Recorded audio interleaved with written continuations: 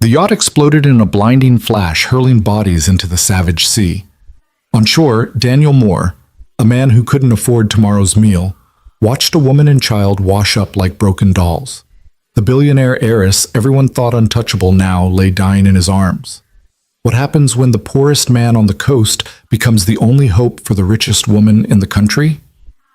Stay with me until the end of this incredible story and comment your city below.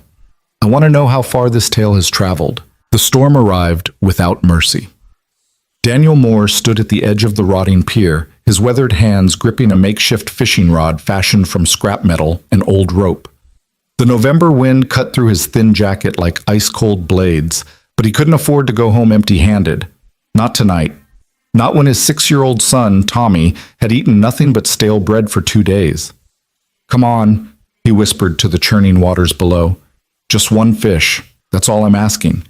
The waves crashed against the pylons with increasing violence, sending sprays of salt water across his face. Most people had fled inland when the weather warnings came through, but Daniel didn't have that luxury. Storm or no storm, rent was due in 3 days, and Mrs. Chen wouldn't accept another excuse. She'd already given him 2 extensions out of pity for Tommy, but even pity had its limits.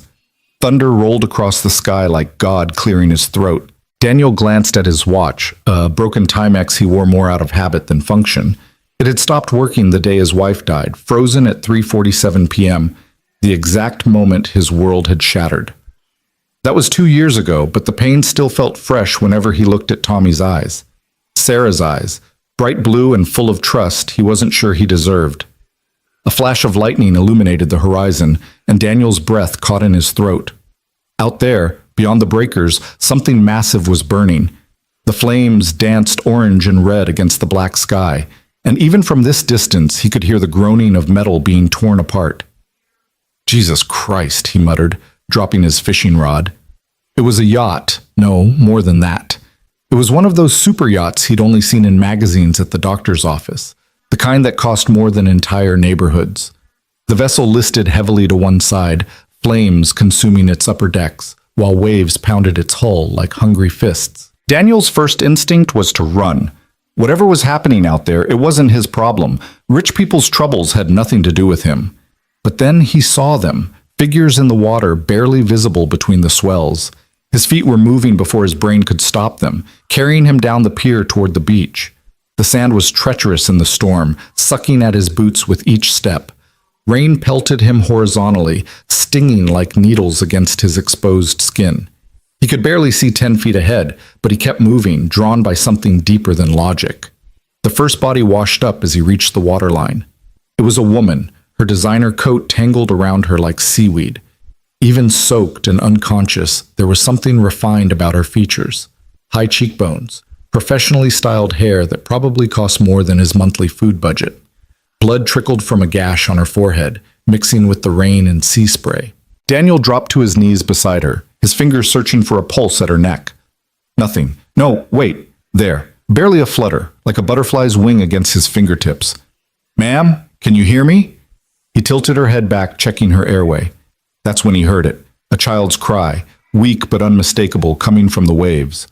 Without thinking, Daniel plunged into the surf. The cold hit him like a physical blow, stealing his breath and making his muscles scream in protest. A wave crashed over his head, driving him under. Salt water filled his mouth and nose. He came up gasping, searching desperately in the chaos. There, a small form, maybe 30 feet out, appearing and disappearing with each swell. Daniel dove forward, fighting against the current that wanted to drag him out to sea. His clothes weighed him down like anchors, but he kept swimming, kept pushing forward. The child, a girl, couldn't be more than 5, was clinging to a piece of debris, her small fingers white with strain. Her eyes were closed, her lips blue.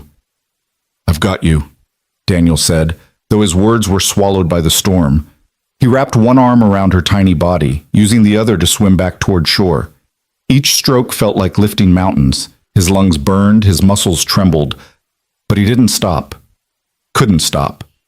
They tumbled onto the beach in a tangle of limbs and desperation. The girl wasn't breathing.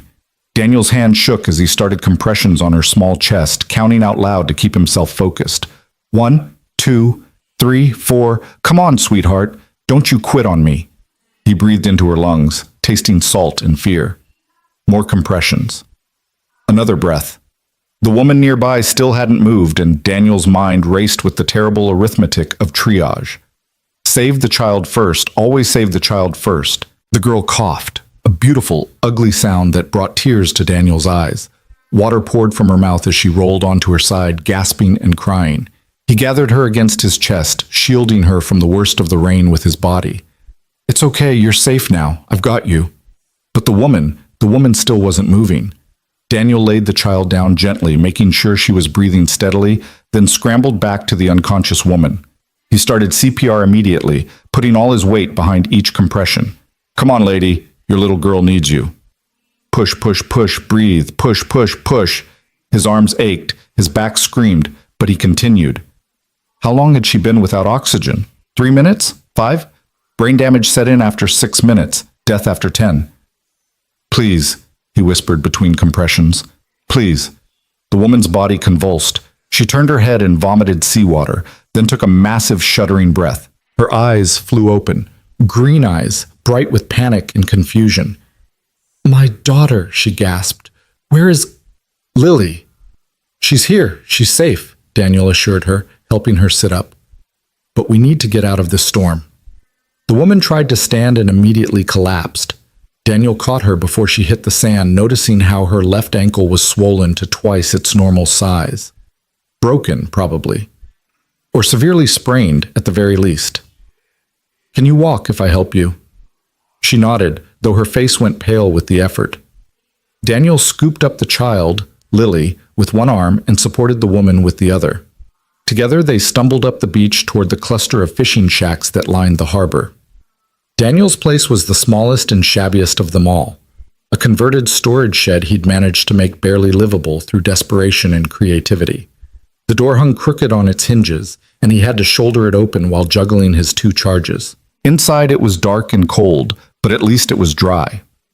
Daniel set Lily down on the narrow cot that served as Tommy's bed, then helped the woman to the only chair, a rescued office chair with duct tape holding the armrests together. Tommy? Daniel called out. You here, buddy? A small face peered out from behind the curtain that separated the sleeping area from the main room. Tommy's eyes went wide when he saw the strangers. Dad? What happened? These folks needed help, Daniel said simply, already moving to light the kerosene heater. They'd run out of heating oil 2 weeks ago, and the kerosene was meant to last until his next paycheck, if he ever got one. Tommy, can you get some of your clothes, the small ones from last year? Tommy nodded and disappeared behind the curtain. He was a good kid, too good, really. He never complained about being hungry, never asked why other kids had things he didn't. It broke Daniel's heart daily. The woman was shivering violently, her expensive coat soaked through. Daniel grabbed the only towels he owned, threadbare things from a thrift store, and handed one to her. We need to get you both into dry clothes, he said. My son's bringing something for your daughter. For you? He looked at her designer outfit, now ruined beyond recognition. I might have something that'll work. Thank you, the woman managed through chattering teeth. I'm Catherine. Catherine Sterling. The name hit Daniel like a physical blow. Catherine Sterling, even he knew that name. Sterling Industries, Sterling International. The woman who'd made Forbes' list of richest Americans 3 years running. The billionaire whose face graced business magazines and financial news programs. And she was sitting in his leaking shack, wearing his torn towel, depending on his charity to survive. Daniel Moore, he said, trying to keep his voice steady. The little one helping out is my son, Tommy. Tommy emerged with an armful of clothes, a faded Spider-Man shirt, and pants he'd outgrown the previous winter. They'd do for Lily. For Catherine, Daniel found his only spare pair of sweatpants and an old Coast Guard sweatshirt he'd bought at Goodwill. The bathroom's through there, he said, pointing to a narrow door. It's not much, but it's perfect, Catherine interrupted, and she seemed to mean it.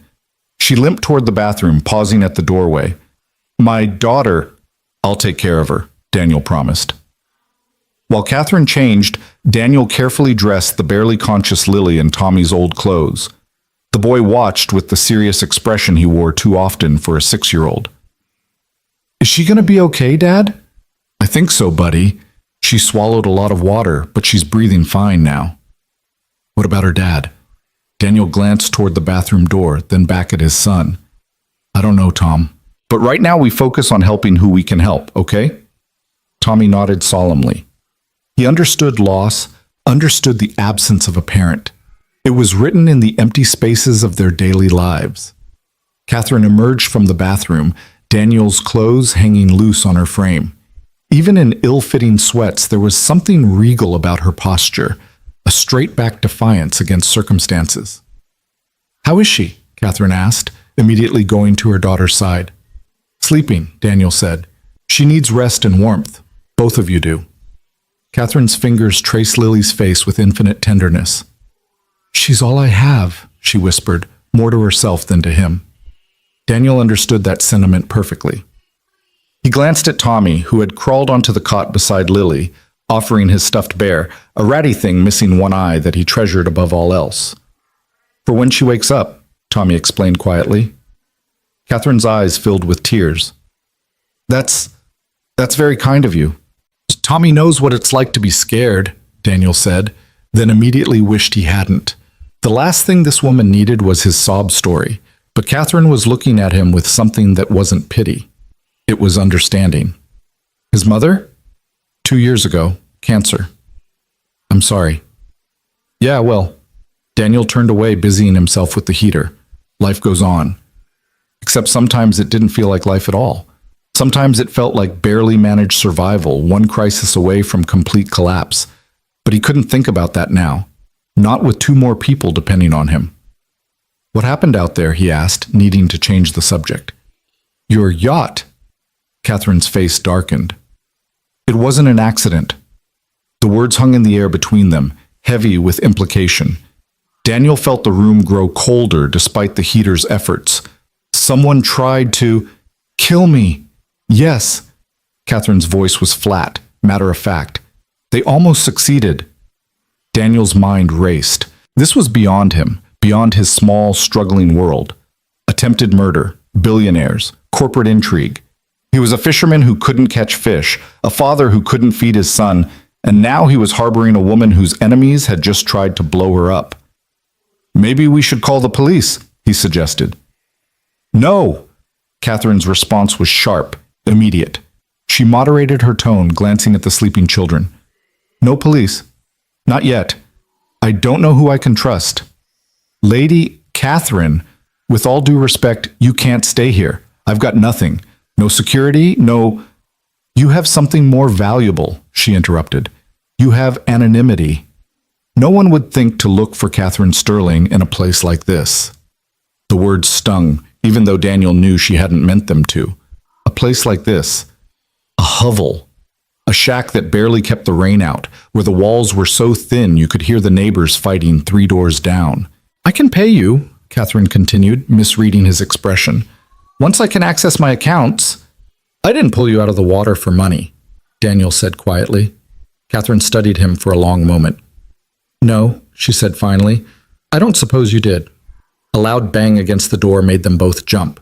Daniel moved instinctively, positioning himself between the door and the others. His heart hammered against his ribs. Danny boy, you in there? The voice was slurred, aggressive. Rick Sampson, the local drunk who also happened to deal drugs out of his fishing boat when he thought the coast was clear. Saw you down at the beach, saw what you pulled in. Daniel's blood ran cold. If Rick had seen them, who else might have? Go away, Rick. Nothing here concerns you. Now that ain't neighborly, Danny. Not neighborly at all. Something scraped against the door, probably Rick's knife. He liked to play with it when he was drunk. Thought it made him intimidating. Pretty fancy stuff washing up tonight. Expensive stuff. Might be a reward for finding it. Catherine had gone very still, her arms wrapped protectively around her daughter. Tommy pressed against Daniel's leg, trembling. I said go away, Rick. Or what? Rick laughed, an ugly sound. You gonna make me? You can't even make rent, Danny boy. But maybe I can help with that. Maybe we can share whatever windfall you got in there. The doorknob rattled. The lock, such as it was, wouldn't hold if Rick really wanted in. Daniel grabbed the baseball bat he kept behind the door, his father's old Louisville slugger, the only thing of value he'd inherited. Last warning, Rick. I'm shaking in my boots, Rick sneered, but Daniel heard his footsteps retreat. This ain't over, Danny. You remember that. Rick Sampson, don't forget. They waited in tense silence until they were sure he was gone. Daniel's hands were shaking as he set the bat down. I'm sorry, Catherine said softly. I'm putting you in danger just by being here. Rick's an asshole, but he's mostly talk. Daniel hoped that was true. Besides, you're not going anywhere on that ankle tonight. As if to emphasize his point, the storm picked up again, rattling the windows in their frames. Rain hammered the roof so hard it sounded like gunfire. Dad? Tommy's voice was small. I'm hungry. The words hit Daniel like a punch to the gut. He'd been so focused on the rescue, on the immediate crisis, he'd forgotten the original problem. They had no food. The fishing had yielded nothing, and now he had 2 more mouths to feed. I know, buddy. I'll figure something out. Catherine was watching him, and Daniel saw the moment she understood. Her gaze traveled around the sparse room, taking in the empty shelves, the lack of a refrigerator, the way Tommy's clothes were all clearly secondhand and too small. You don't have any food, she said. It wasn't a question. Daniel's jaw tightened. We manage. When was the last time your son ate a proper meal? We manage, Daniel repeated, harder this time. Catherine reached for her coat, still dripping in the corner. She pulled out what looked like a waterlogged wallet. There's a credit card, she said. It might still work. We could order... With what phone? What address? Daniel gestured around the room. You think delivery drivers come here? You think I have internet for online orders? The gulf between their worlds had never been more apparent. Catherine Sterling lived in a universe where problems were solved with phone calls and credit cards. Daniel lived in one where problems accumulated like compound interest, each one making the next harder to solve. I'm sorry, Catherine said again. I'm not thinking clearly. Lily stirred on the cot, whimpering in her sleep. Both parents moved at once, but Catherine reached her first, smoothing her daughter's hair and humming something soft and wordless. The tune was hauntingly beautiful, and Daniel found himself thinking of Sarah, of all the lullabies that had died with her. There's a vending machine, Tommy said suddenly, at the marina office. Sometimes when people leave quarters in the payphone, He stopped, looking guilty. It's okay, Tom, Daniel said, though the idea of his son scavenging for lost quarters made him want to punch walls. That's smart thinking. He dug through his pockets, finding a crumpled dollar bill and 37 cents in change. Not enough for much, but maybe enough for something. I'll go, he said. In this storm? Catherine looked skeptical. I've been through worse. That was a lie, but she didn't need to know that. Daniel pulled on his still-soaked jacket, grimacing at the cold, wet fabric against his skin. Lock the door behind me, he instructed. Don't open it for anyone except me. Daniel, Catherine started, but he was already stepping out into the storm. The wind nearly knocked him over immediately. Rain came at him sideways, making it impossible to see more than a few feet ahead. The marina office was only 100 yards away, but it felt like miles. Daniel fought for every step, his body already exhausted from the rescue. The vending machine sat in the covered walkway outside the marina office, its lights flickering like a beacon in the darkness. Daniel fed in his money carefully, aware that this was literally his last dollar. He got 2 bags of chips and a candy bar. Not exactly nutritious, but calories were calories. On the way back, he saw them. 2 men in dark suits, completely out of place in the ramshackle marina. They moved systematically from boat to boat, shining flashlights despite the storm. Professional, deliberate, looking for something, looking for someone. Daniel ducked behind a dumpster, his heart racing. The men were getting closer to the row of shacks. In maybe 10 minutes, they'd reach his door. He waited until they turned their backs, then sprinted for his shack, not caring about the noise his footsteps made in the puddles. He burst through the door, startling everyone inside. We have to go, he gasped. Now. Catherine's face went pale. They found me? 2 men, suits. They're searching every boat and building. Where can we go? Catherine tried to stand, wincing as weight hit her injured ankle. Daniel's mind raced. The shack had no back door, no window large enough to climb through. They were trapped unless... The maintenance tunnel, Tommy said. Dad, remember? You showed me the old maintenance tunnel under the pier. Daniel had forgotten about that. It was from the marina's better days when they actually maintained things. The tunnel ran from the storage area beneath the marina office all the way to the old boat launch. It would be flooded in this storm, but maybe not completely. It'll be dangerous, he warned. Staying here seems worse, Catherine said, already gathering Lily into her arms. Daniel grabbed the baseball bat and the small emergency flashlight he kept for power outages, which happened frequently. He wrapped the meager food in a plastic bag and shoved it in his pocket. Tommy, you stay close to me. Catherine, I can manage. They slipped out of the shack, keeping to the shadows. Daniel led them away from the searching men, toward the marina office. The entrance to the maintenance tunnel was hidden behind a pile of old crab traps and broken buoys. Daniel pulled the debris aside, revealing a rusted metal hatch. It protested loudly as he hauled it open, and he froze, certain the men must have heard. But the storm swallowed the sound just as it swallowed everything else. The tunnel was exactly as bad as he'd feared. Water stood knee-deep at the entrance, and he could hear more rushing in from somewhere ahead. The flashlight beam barely penetrated the darkness. I'll go first, Daniel said. Test if it's passable. Tommy, you hold on to my belt. Catherine, I'm right behind you. They descended into the tunnel. The water was shockingly cold, making Tommy gasp. Daniel lifted his son, carrying him despite the extra strain on his already exhausted body. Behind him, he could hear Catherine struggling with Lily's weight and her injured ankle. The tunnel was a nightmare of rust and decay. Pipes ran along the ceiling, dripping unknown substances. The water grew deeper as they progressed, rising to Daniel's waist. He kept the flashlight aimed ahead, watching for obstacles or, God forbid, a complete flood. Something splashed in the darkness behind them. Catherine made a small sound of fear. Just rats, Daniel said, though he wasn't sure. Keep moving. The tunnel seemed endless. Daniel's arms burned from carrying Tommy. His legs shook from fighting against the current. More than once he thought about giving up, about telling Catherine this was insane. They should take their chances with the men above. But then he thought about what kind of people tried to blow up a yacht with a child aboard, and he kept moving. Finally, blessed, they saw a light ahead, the exit near the old boat launch. Daniel pushed toward it, his body running on nothing but determination now. The exit hatch was partially submerged but functional. Daniel pushed it open and helped Tommy climb out, then turned to assist Catherine. She passed Lily up first, then accepted his hand, gripping it with surprising strength as he pulled her from the tunnel. They emerged behind the old boat launch, hidden from view by abandoned equipment and overgrown brush. The storm still raged, but somehow it felt less oppressive in the open air. There's an old boat shed about a quarter-mile up the beach, Daniel said, breathing hard. No one uses it anymore. We can hide there until... A flashlight beam cut through the rain, sweeping toward them.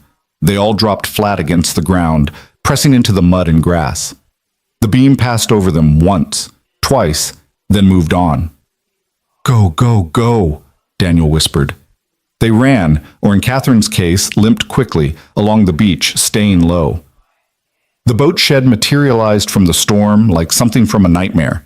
Its walls more gaps than wood, its roof half caved in. But it was shelter.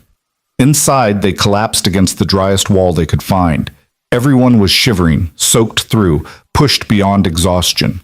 Daniel distributed the chips and candy bar, watching as Tommy tried to eat slowly despite his hunger. Catherine broke off tiny pieces for Lily, who was conscious but quiet, shock making her compliant. Those men, Daniel said quietly, they're not going to stop looking.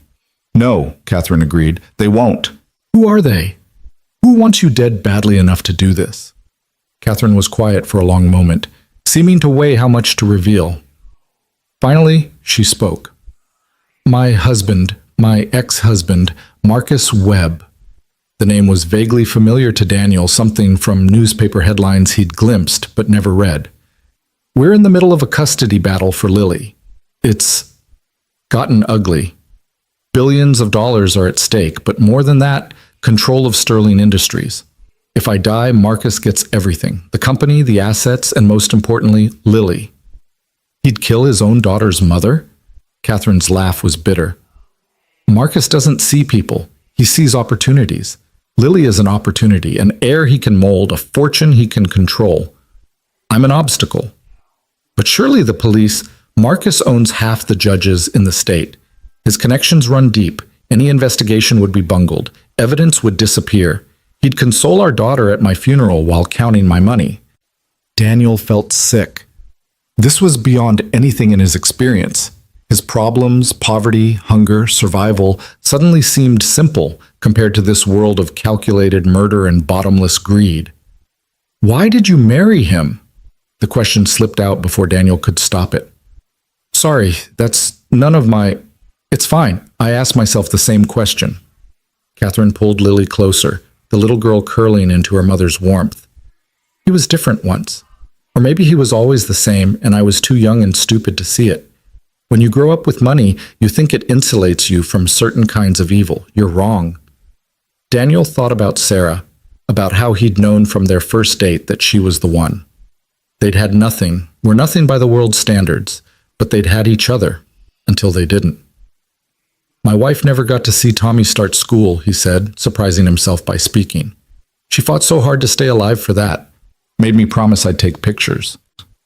He swallowed hard. I did. Took pictures of everything that first day. Then came home and cried for 3 hours. Catherine reached over and squeezed his hand. Her fingers were ice cold but somehow comforting. What do we do now? Tommy asked in a small voice. The candy bar had done little to ease his hunger, but he hadn't complained. We survived the night, Daniel said. In the morning, the door to the shed exploded inward. Rick Sampson stood there, no longer drunk, his eyes sharp with greed. Behind him were the 2 men in suits. Well, well, Rick said, that knife of his gleaming in his hand. Look what we have here. Danny boy playing hero. Daniel stood slowly, pushing Tommy behind him, gripping the baseball bat. Rick, you don't know what you're doing. Oh, I think I do.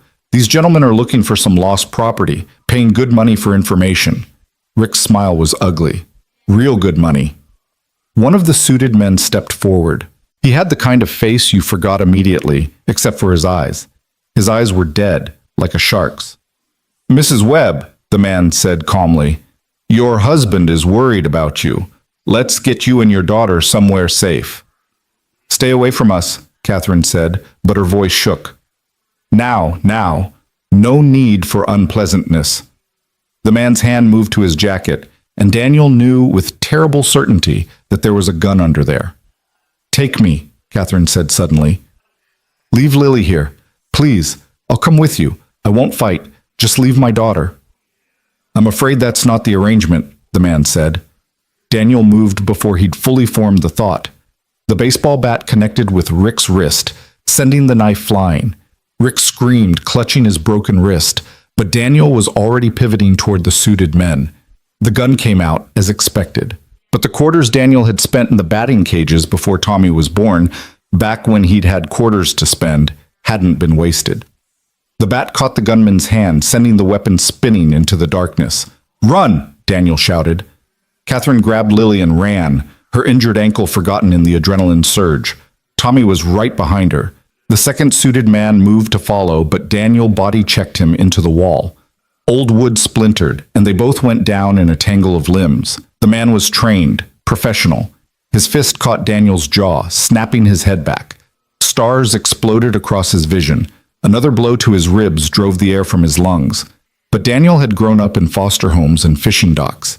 He fought dirty because that's the only way he'd ever learned. His elbow found the man's throat. His knee found softer targets. When the man gasped, Daniel grabbed a handful of sand and threw it in his eyes, then brought the bat down on his shoulder with a sickening crack. The first gunman was recovering, searching for his weapon in the darkness. Rick was curled on the ground, still moaning about his wrist. Daniel didn't wait to see how things would play out. He ran. He found them huddled behind an overturned boat about 50 yards down the beach. Catherine was holding both children, trying to shield them from the rain and the horror of what they'd just witnessed. We have to keep moving, Daniel gasped, tasting blood from his split lip. Where? Where can we possibly go? Daniel's mind raced.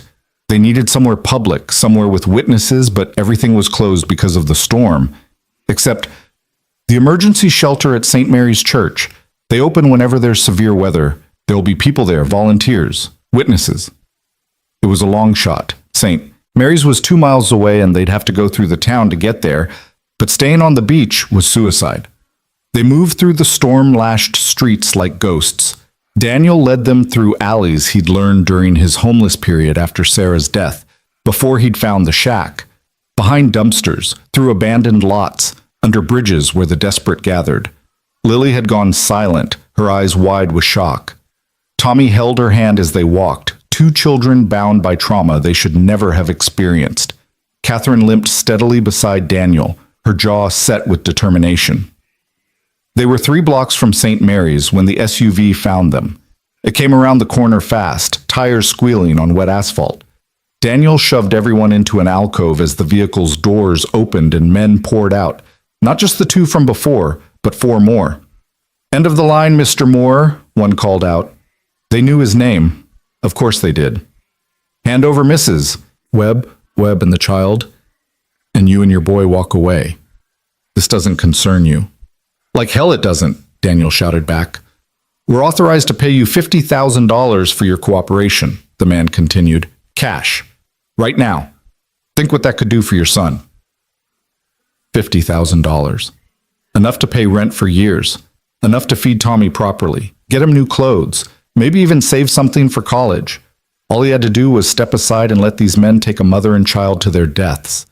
Daniel looked at Tommy, his son's eyes wide with fear but also trust.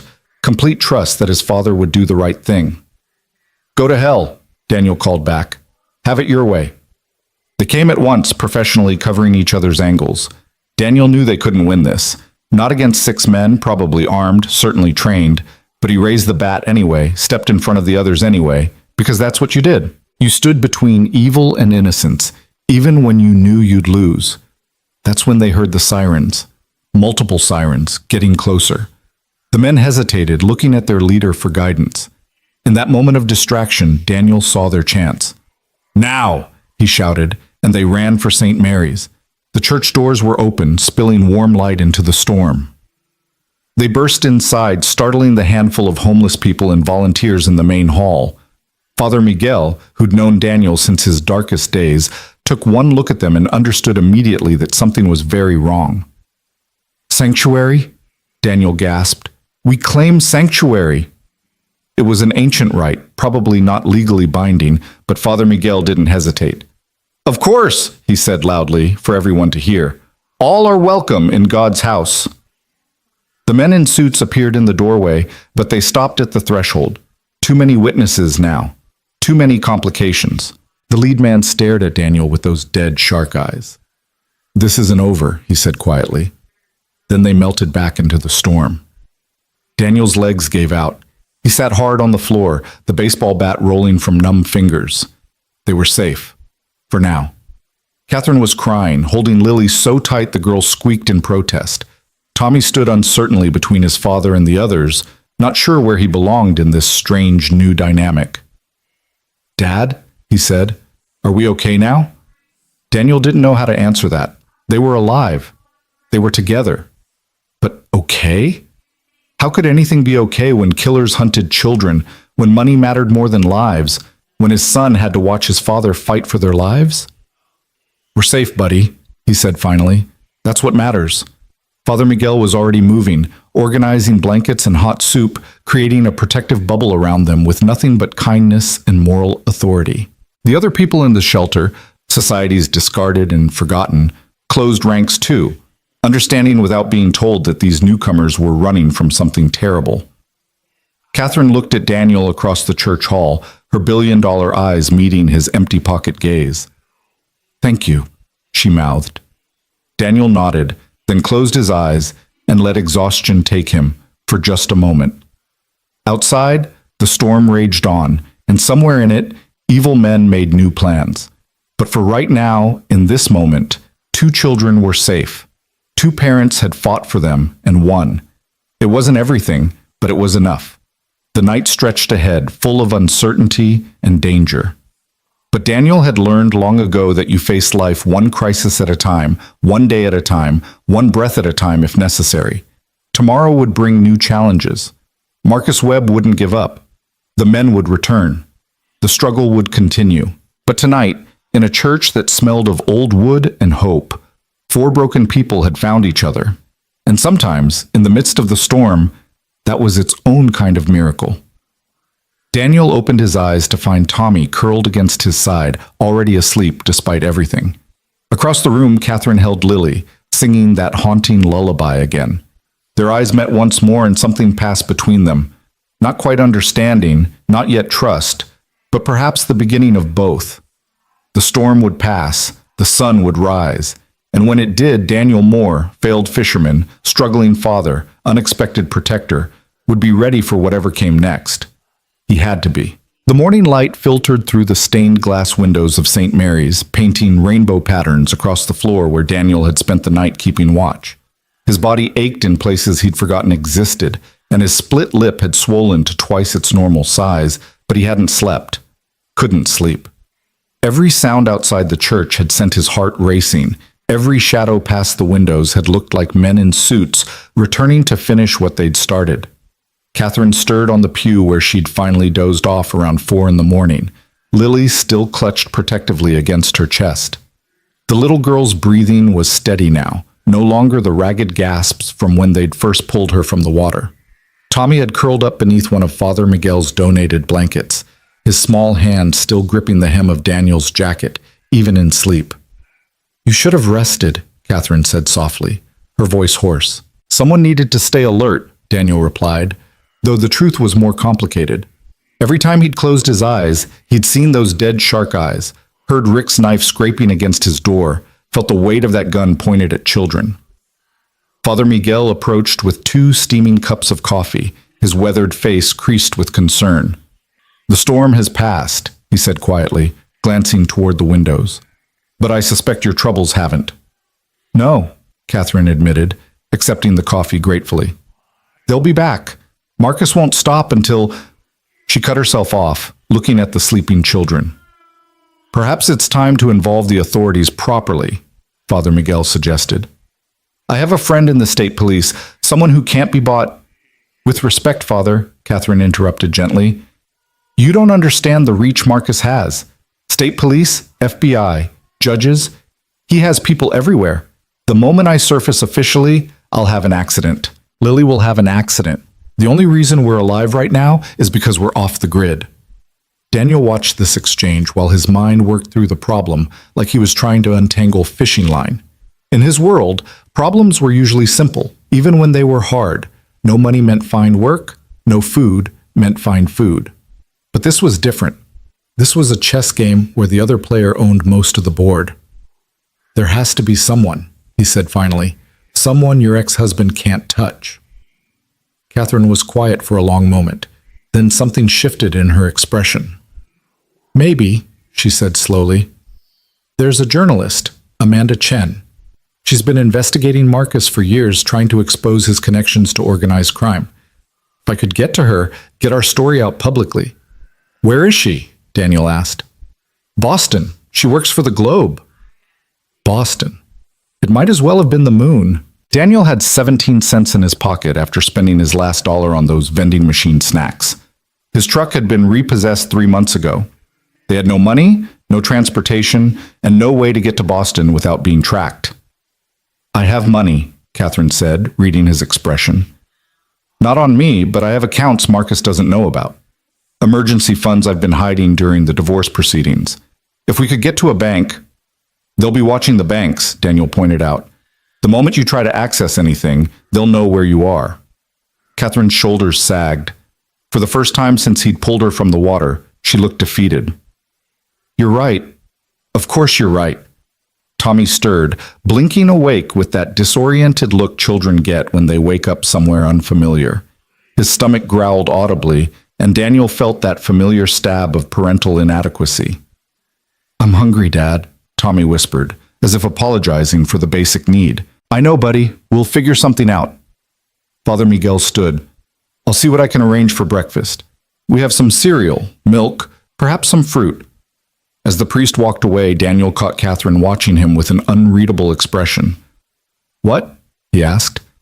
"You haven't eaten either," she observed. "You gave everything to the children last night. They needed it more. When's the last time you ate? Really ate?" Daniel didn't answer, but Catherine seemed to read it in his face anyway. This is my fault, she said. I've brought this danger to you, and you already had... Stop, Daniel said firmly. I made a choice. I'd make it again. Why? The question seemed to burst from her. You don't know me. You don't owe me anything. You could have taken their money, $50,000, and no one would have blamed you. Daniel looked at his son, who was now sitting up, rubbing sleep from his eyes. Because someday I want my son to look at me and see someone worth respecting. Can't put a price on that. Before Catherine could respond, Lily woke with a cry. Not the normal waking sounds of a child, but a terrified wail that made everyone in the shelter turn to look. Mommy! Mommy! The little girl was thrashing, caught in some nightmare. Catherine immediately pulled her close, rocking her. I'm here, baby. Mommy's here. The water, Lily sobbed. The water was everywhere and the boat was on fire and Daddy said... Catherine went very still. Daddy was there? Lily nodded against her mother's shoulder, her whole body shaking. He was on the boat. Before the fire. He said we were going on an adventure. Daniel saw the implications hit Catherine like a physical blow. Marcus hadn't just ordered the attack. He'd been there. He'd put his own daughter on that yacht knowing what was going to happen. That son of a bitch, Daniel muttered, then caught himself. Sorry, Father. Father Miguel, returning with a tray of food, shook his head grimly. Some sins require stronger language than others, my son. They ate in tense silence, the children picking at their cereal while the adults tried to process this new information. If Marcus Webb had been willing to risk his own daughter's life to eliminate Catherine, then there were truly no lines he wouldn't cross. We need to move, Daniel said finally.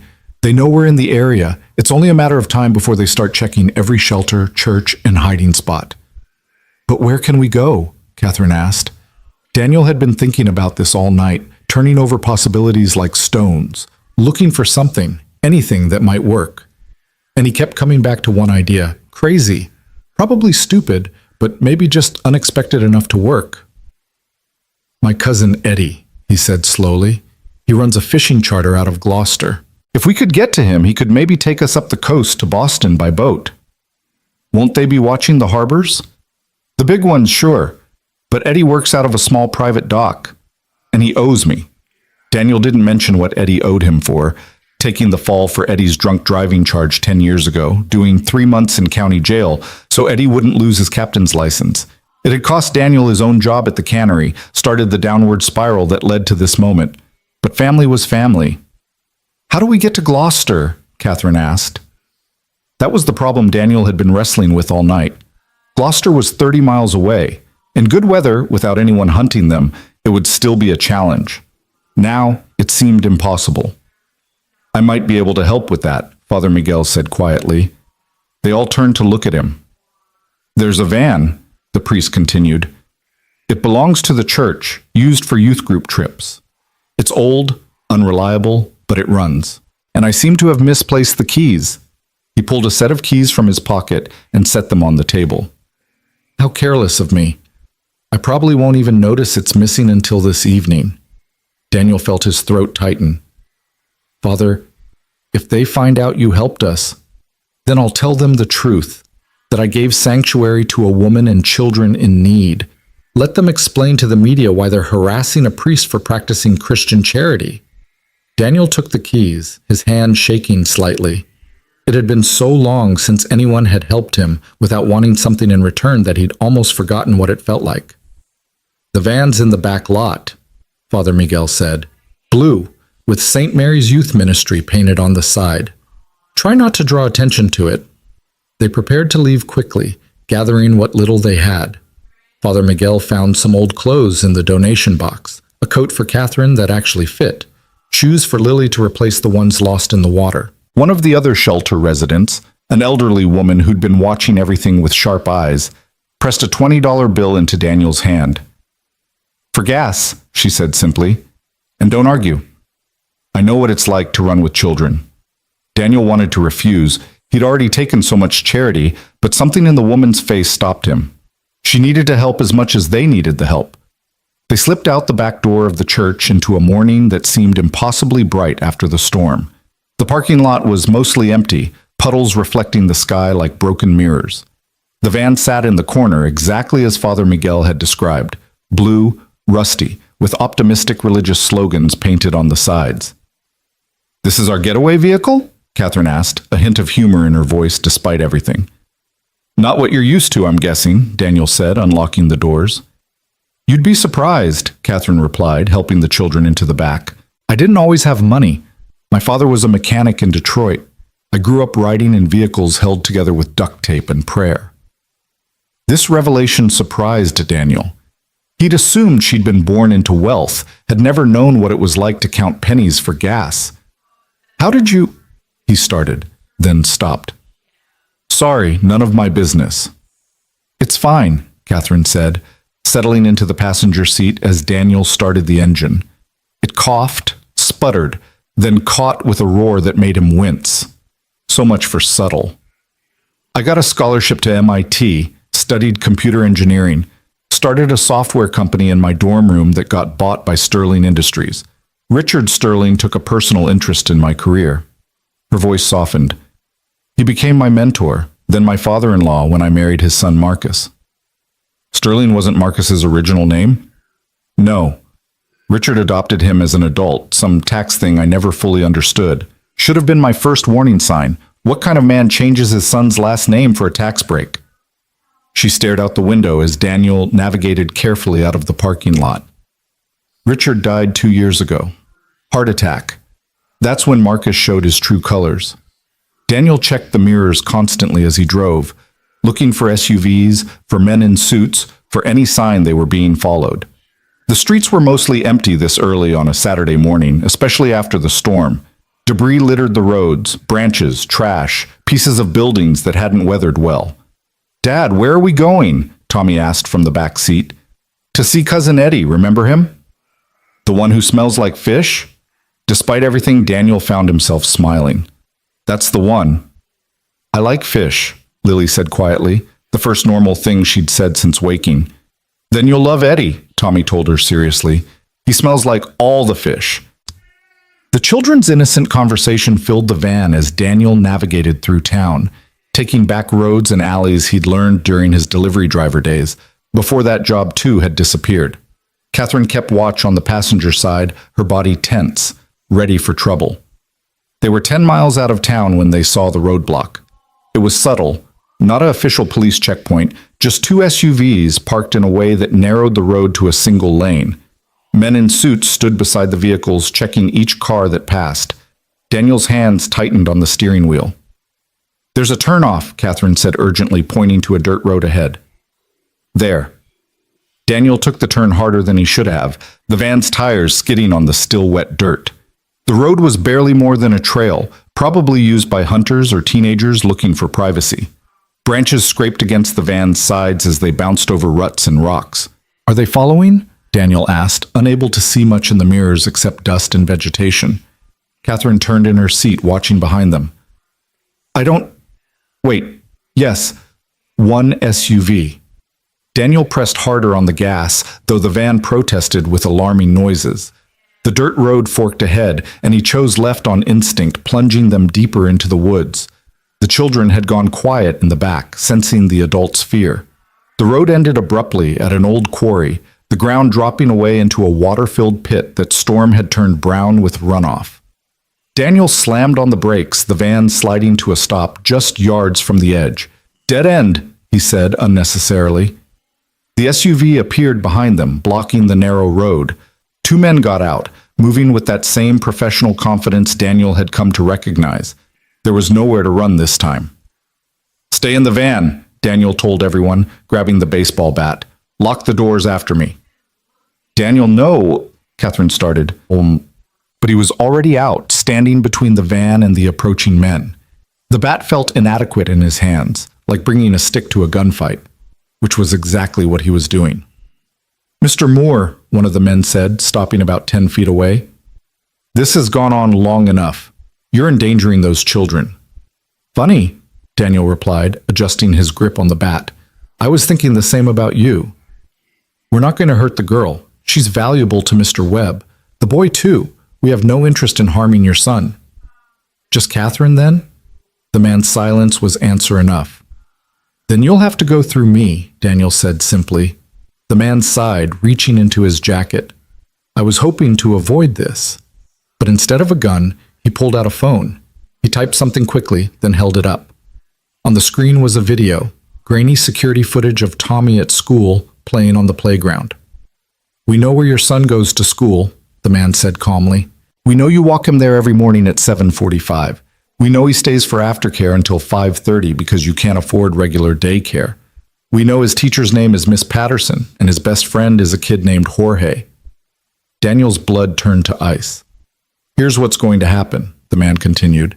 You're going to get back in that van and drive away. You're going to forget you ever met Catherine Sterling, and in return, your son gets to grow up. He gets to go to school safely. He gets to have a future. The threat hung in the air like poison. Daniel looked back at the van, saw Tommy's face pressed against the window, those trusting eyes watching his father. You're asking me to let you murder a woman, Daniel said. I'm offering you a chance to save your son. Daniel stood there, bat in his hands, the weight of an impossible choice crushing him. Save strangers or protect his son. Be a hero or be a father, the kind of choice no one should ever have to make. That's when they heard the sirens. Not one or two, but many, growing louder. The men turned, confused, and Daniel saw his chance. He swung the bat, catching the closer man in the stomach, doubling him over. Then he was running for the van, yanking the door open. Everyone out! He shouted. Into the woods! Now! They piled out of the van, Catherine carrying Lily, Daniel grabbing Tommy, and plunged into the forest just as 3 state police cars came roaring up the dirt road, boxing in the SUV. Daniel didn't stop to see what happened next.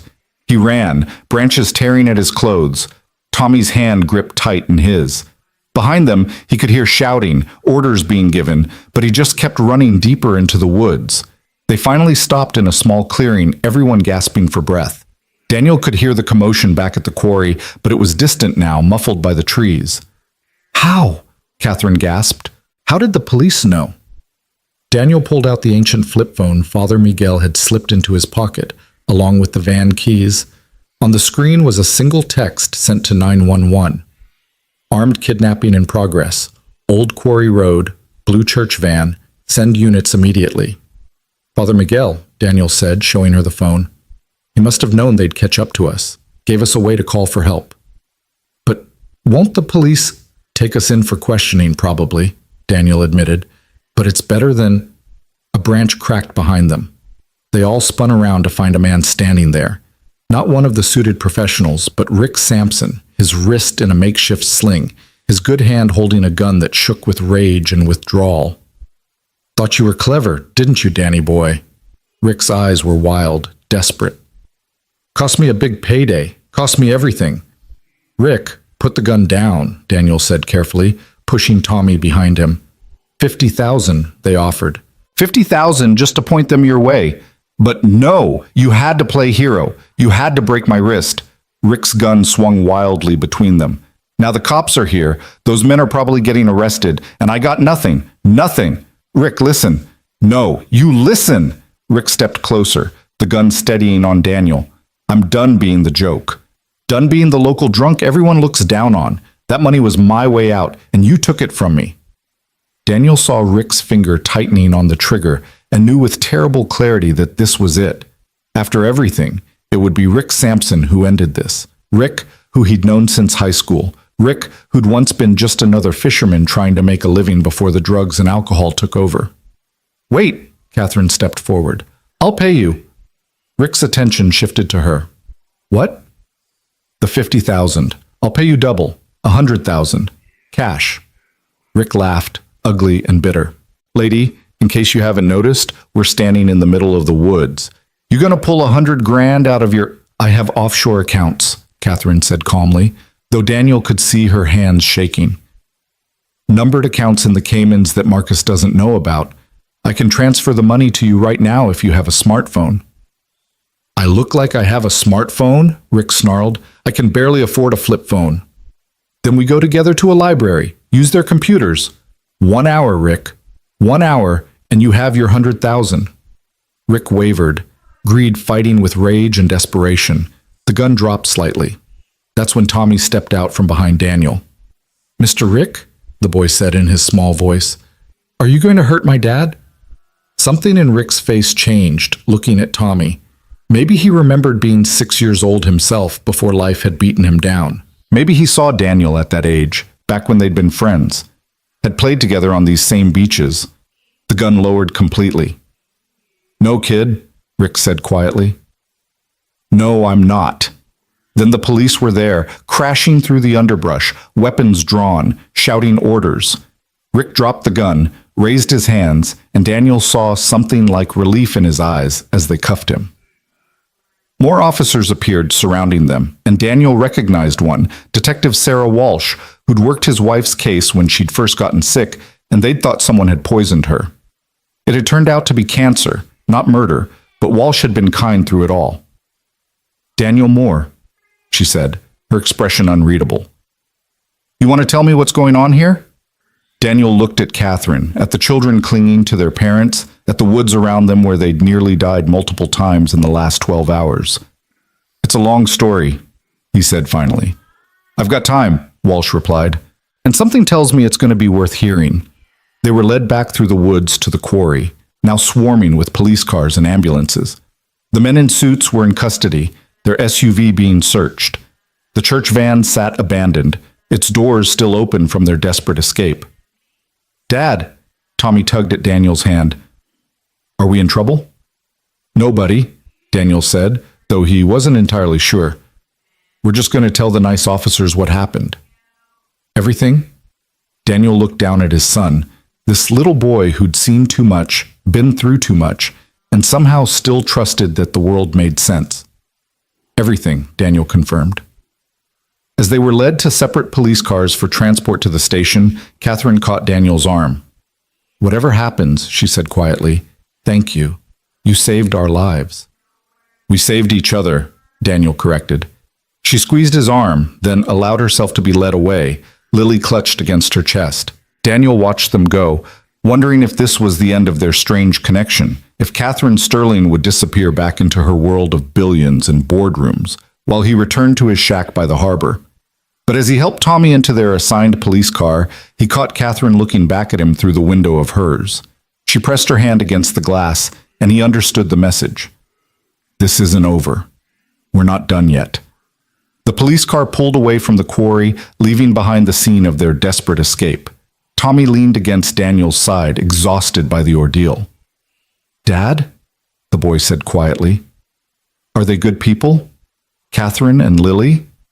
Daniel thought about the question, about how to explain that good and bad were sometimes complicated, that people were more than their bank accounts or their problems. "Yeah, buddy," he said finally. "They're good people in a bad situation." "Like us?" The simple truth of that statement hit Daniel hard.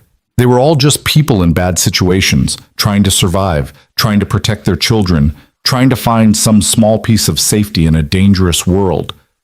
"Exactly like us," Daniel agreed.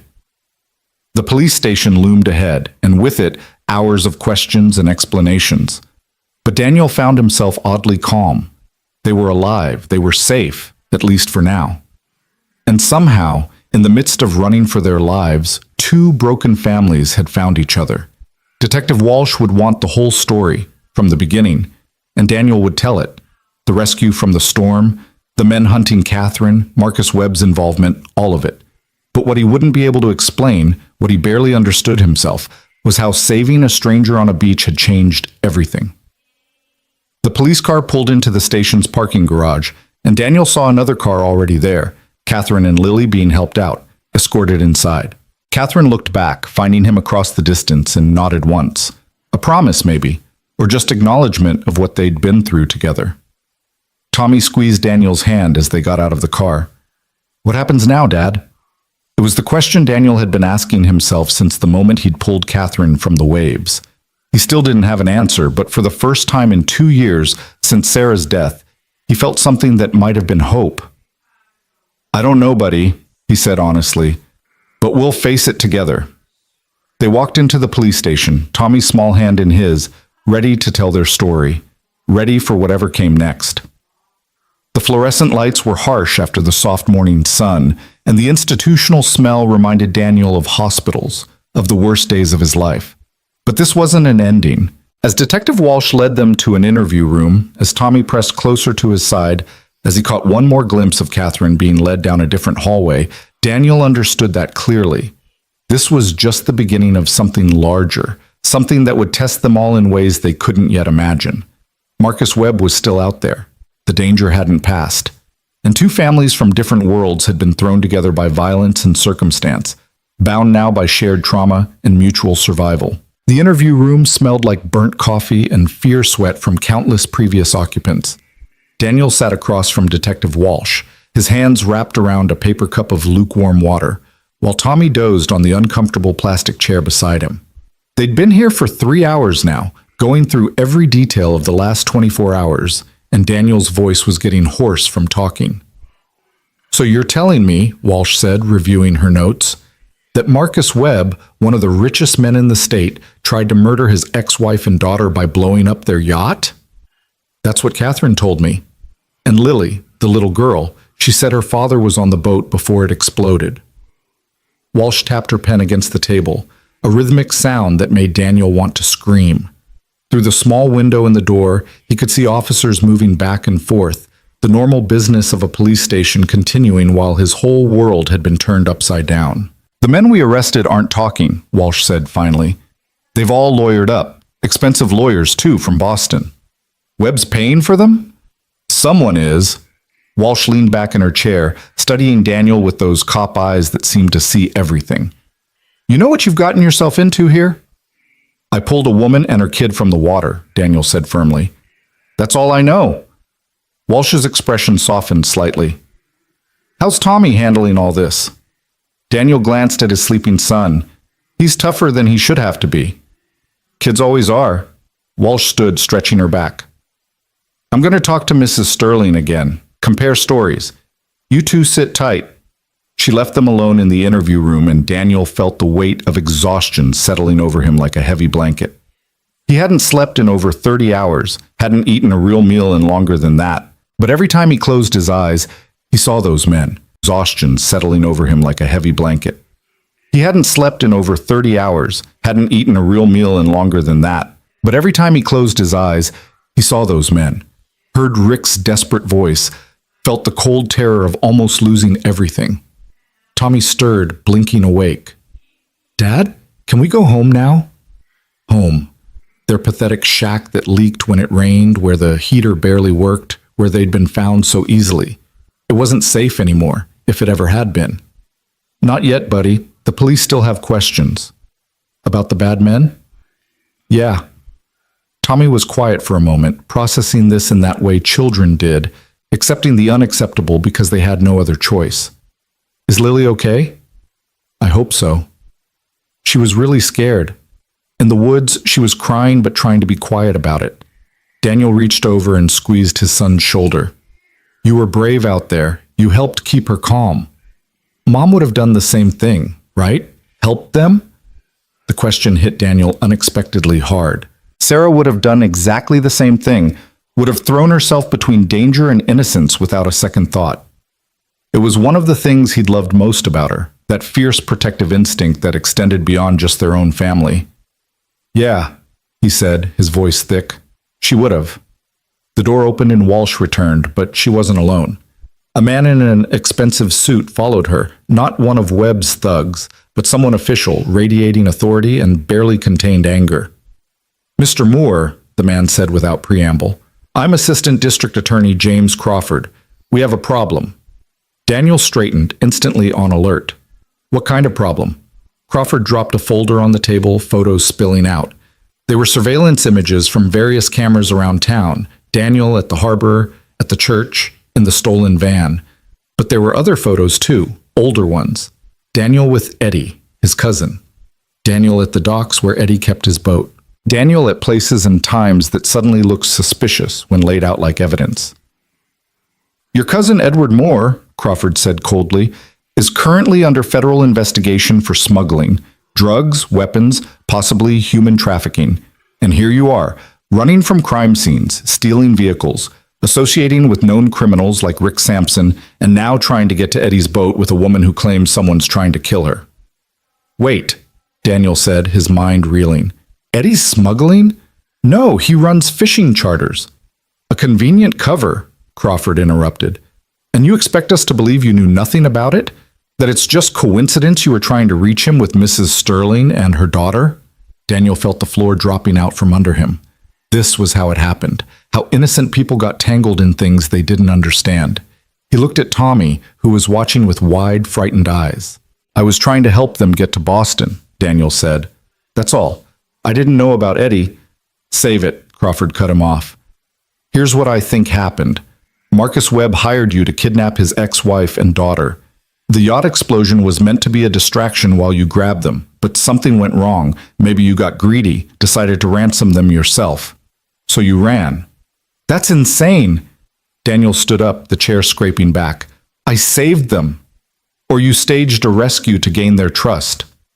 Crawford's smile was sharp as a knife. Mrs. Sterling is a billionaire. Even a small ransom would set you up for life. And with your history, behind on rent, can't feed your son, desperate for money, who could blame you for being tempted? You son of a... Daniel started forward, but Walsh stepped between them. That's enough, she said firmly. Both of you. But Daniel saw something in Walsh's eyes. Doubt. She was starting to wonder if Crawford might be right. After all, what were the odds? A broke fisherman just happens to save a billionaire? Just happens to have a smuggler cousin with a boat? Just happens to be at the right place at the right time? I want to see Catherine, Daniel said. Let her tell you. Mrs. Sterling is being questioned separately, Crawford said, and her story is evolving. Daniel's blood went cold. What does that mean? It means she's now suggesting that perhaps she was confused, that the yacht explosion might have been an accident, that perhaps she overreacted due to trauma. He got to her, Daniel said immediately. Webb got to her somehow, threatened her. Or, Crawford said smoothly, she realized that accusing one of the state's most powerful men of attempted murder without evidence wasn't wise, especially when the only witness to support her story is a man connected to a smuggling ring. Daniel sank back into his chair, understanding the trap that was closing around him. Webb had reach everywhere, just like Catherine had said. Even here, even in police custody, he could apply pressure, make threats, turn the narrative. Tommy tugged at Daniel's sleeve. Dad, why is the man being mean to you? Before Daniel could answer, the door burst open. A woman strode in, mid-40s, sharp-featured, with the kind of confidence that came from fighting battles and winning. She wore jeans and a blazer, press credentials hanging from her neck. Amanda Chen, Boston Globe, she announced, then looked directly at Daniel. Don't say another word. Crawford's face flushed red. This is a closed interview. How did you... Catherine Sterling called me an hour ago, Chen said, pulling out her phone and showing a recording app already running. Told me everything. The attempted murder, Marcus Webb's involvement, the cover-up that's happening right now in this police station. She looked at Crawford with undisguised contempt. James Crawford, isn't it? Interesting that you're here. Isn't your law firm representing Sterling Industries in their merger negotiations? Crawford went pale. That's completely separate. Is it? Chen turned to Walsh. Detective, are you aware that ADA Crawford has a clear conflict of interest here? That he should have recused himself the moment Catherine Sterling's name came up? Walsh looked between them, and Daniel saw her making connections, understanding spreading across her face. I think, Walsh said slowly, we need to call the FBI. You don't have jurisdiction, Crawford started.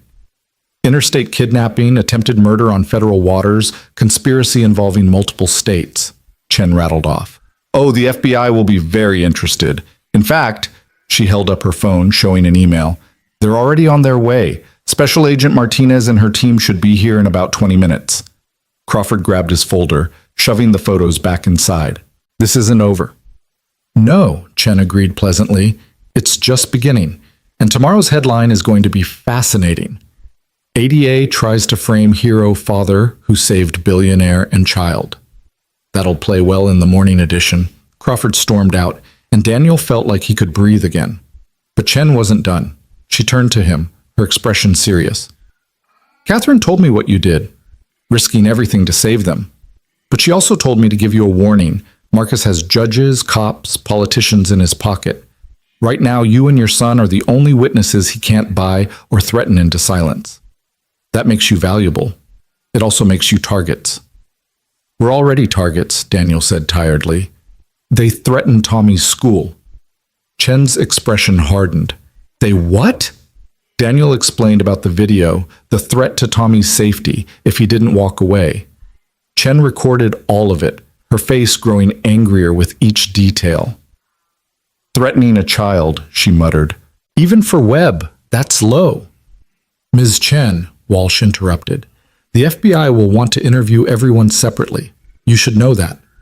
I'm not going anywhere, Chen said firmly, and neither are they, not until I know they're safe. She sat down across from Daniel, pulling out a tablet. While we wait for the FBI, tell me everything. From the beginning, don't leave anything out. So Daniel told it again, the whole story, while Chen typed rapidly, occasionally asking clarifying questions. Tommy had fallen asleep again, his head on Daniel's lap, and Daniel kept his voice low to avoid waking him. He was just getting to the part about the chase through the woods when the door opened again. This time it was Catherine and Lily, escorted by a female officer. Catherine looked exhausted, her borrowed clothes rumpled, but her eyes lit up when she saw them. Daniel, she said, relief evident in her voice. Lily broke free from her mother's hand and ran to Tommy, who had woken at the commotion. The two children hugged like old friends, trauma bonding them in ways that would probably last a lifetime. They tried to separate us, Catherine said, sitting down heavily. Said it would be better if we gave statements apart. Then Crawford showed up, started suggesting that maybe I was confused, that maybe... We know, Chen said. He tried the same thing here, only his angle was that Daniel was part of a kidnapping plot. Catherine's hand found Daniel's across the table. That's insane. He saved our lives. Webb's trying to control the narrative, Chen explained. If he can discredit you both, make it seem like a kidnapping gone wrong or a domestic dispute, then the attempted murder charges go away. But the yacht, Catherine started. Already being reported as an electrical fire, Chen said, showing them her phone with a news article. Tragic accident. No foul play suspected. Daniel felt rage building in his chest. He's going to get away with it. No, Chen said firmly. He's not. I've been investigating Marcus Webb for 3 years. I have sources, documents, recordings. What I haven't had is a witness brave enough to go on record. Until now. She looked at Catherine. If you're willing to tell your story publicly, if Daniel backs you up, we can expose him. Not just the murder attempt, but everything. The corruption, the connections to organized crime, the judges he owns. He'll come after us, Catherine said quietly, glancing at the children. He's already coming after you, Chen pointed out. The only question is whether you fight back or let him win. Before Catherine could respond, the door opened again. This time, it was a woman in a severe black suit, her badge identifying her as FBI Special Agent Rosa Martinez. She surveyed the room with sharp eyes that missed nothing. I understand we have a situation, she said simply. The next 2 hours were a blur of interviews, evidence collection, and phone calls. Martinez was thorough, professional, and completely immune to the political pressure that had corrupted the local investigation. She separated them all for individual interviews, but Daniel could tell she was taking their claims seriously. Tommy and Lily were taken to a comfortable room with toys and a child specialist, sparing them from the worst of the repetitive questioning. Daniel found himself going through the story yet again, this time with an FBI recorder running and Martinez taking detailed notes. The men we arrested aren't talking, Martinez said finally. But their phones are interesting. Multiple calls to and from Sterling Industries headquarters in the hours before the yacht explosion. Is that enough? Daniel asked. It's a start, but Marcus Webb didn't get where he is by being sloppy. We need more. There was a knock on the door and another agent entered, whispering something in Martinez's ear. Her expression darkened. What is it? Daniel asked. There's been a development, Martinez said carefully. Marcus Webb just held a press conference. He's claiming Catherine kidnapped their daughter, that she's mentally unstable, that she staged the yacht explosion for attention. Daniel's fists clenched. I know, but he has doctors willing to testify about her mental state, employees who'll swear she's been acting erratically. He's even suggesting you're part of her delusion, that she convinced you she was in danger. So what do we do? Martinez stood. We protect you while we build our case. All of you are being placed in protective custody immediately. For how long? As long as it takes. Daniel thought about their shack, about Tommy's school, about what little life they'd managed to build. All of it would have to be abandoned now, left behind because they'd done the right thing. As if reading his thoughts, Martinez added, I know this is hard, but you saved 2 lives, Mr. Moore. That matters. They were moved quickly after that, bundled into unmarked FBI vehicles with tinted windows. Daniel held Tommy close as they drove through the city, watching familiar streets disappear, knowing they might never come back. Catherine and Lily were in the same vehicle, and the little girl was crying quietly, asking when they could go home. Catherine met Daniel's eyes over the children's heads, and he saw his own thoughts reflected there. What home? What life after this? The safe house was a nondescript apartment building in a part of the city Daniel had never been to. Their unit was on the 3rd floor, 2 bedrooms, a living room, a kitchen stocked with basic supplies. It was nicer than anywhere Daniel had lived in years, but it felt like a prison. This is temporary, the agent assigned to them said.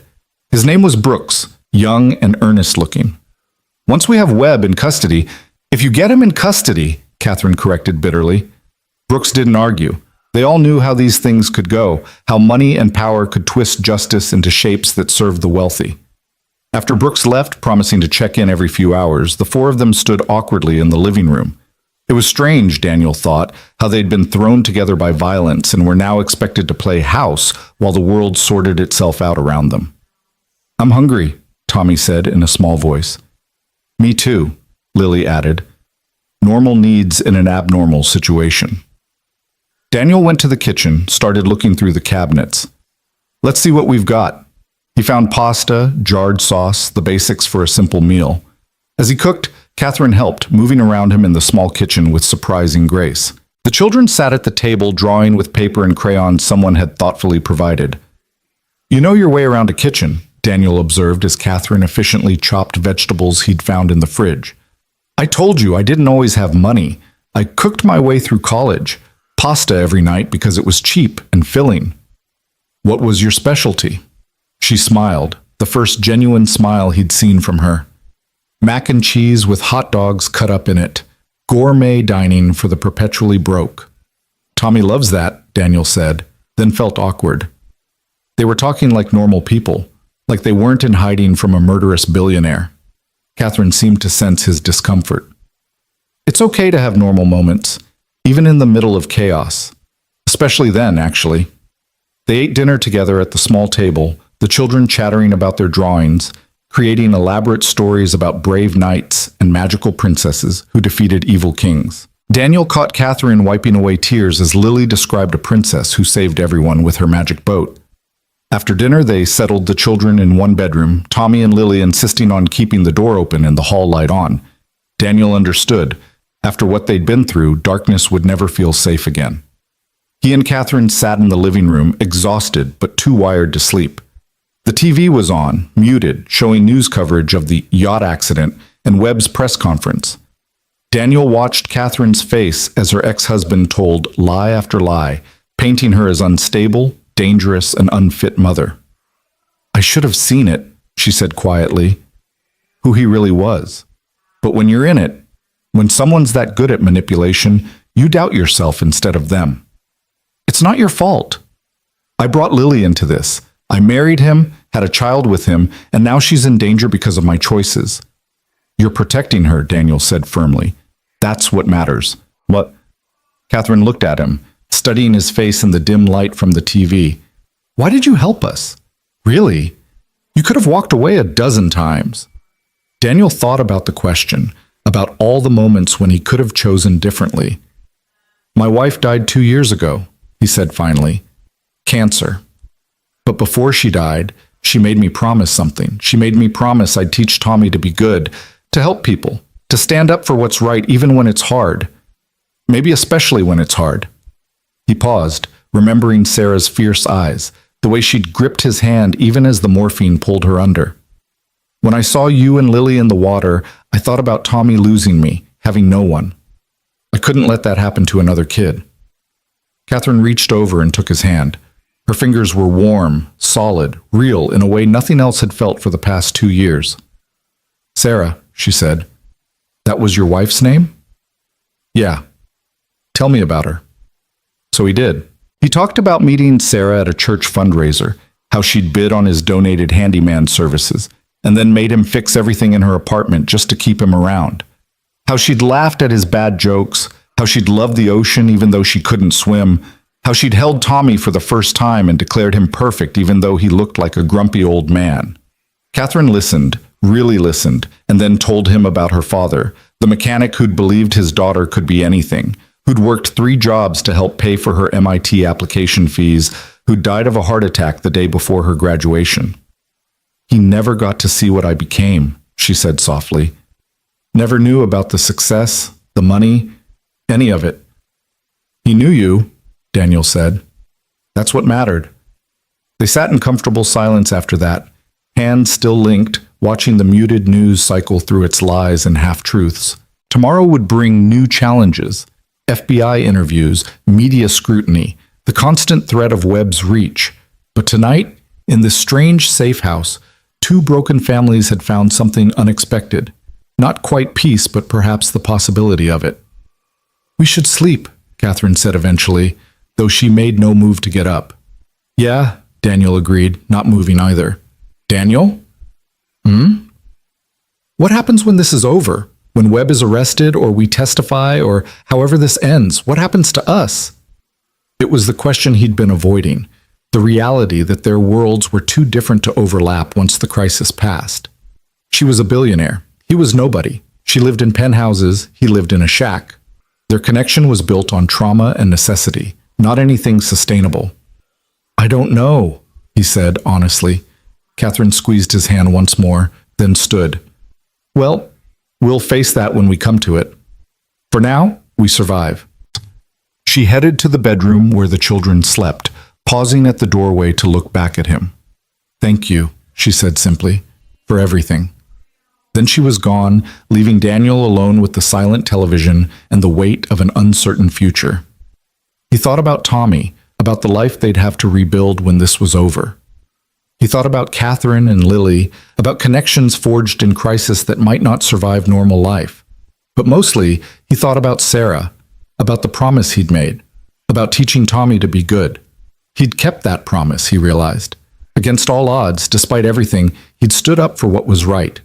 The rest, the future, the possibilities, the complications, could wait until tomorrow. Daniel turned off the TV and headed to the couch that would be his bed for the foreseeable future. Through the thin walls, he could hear Catherine singing that haunting lullaby to the children, the same one from the church. It was beautiful and sad, and somehow perfect for this moment, this strange bubble of safety in a dangerous world.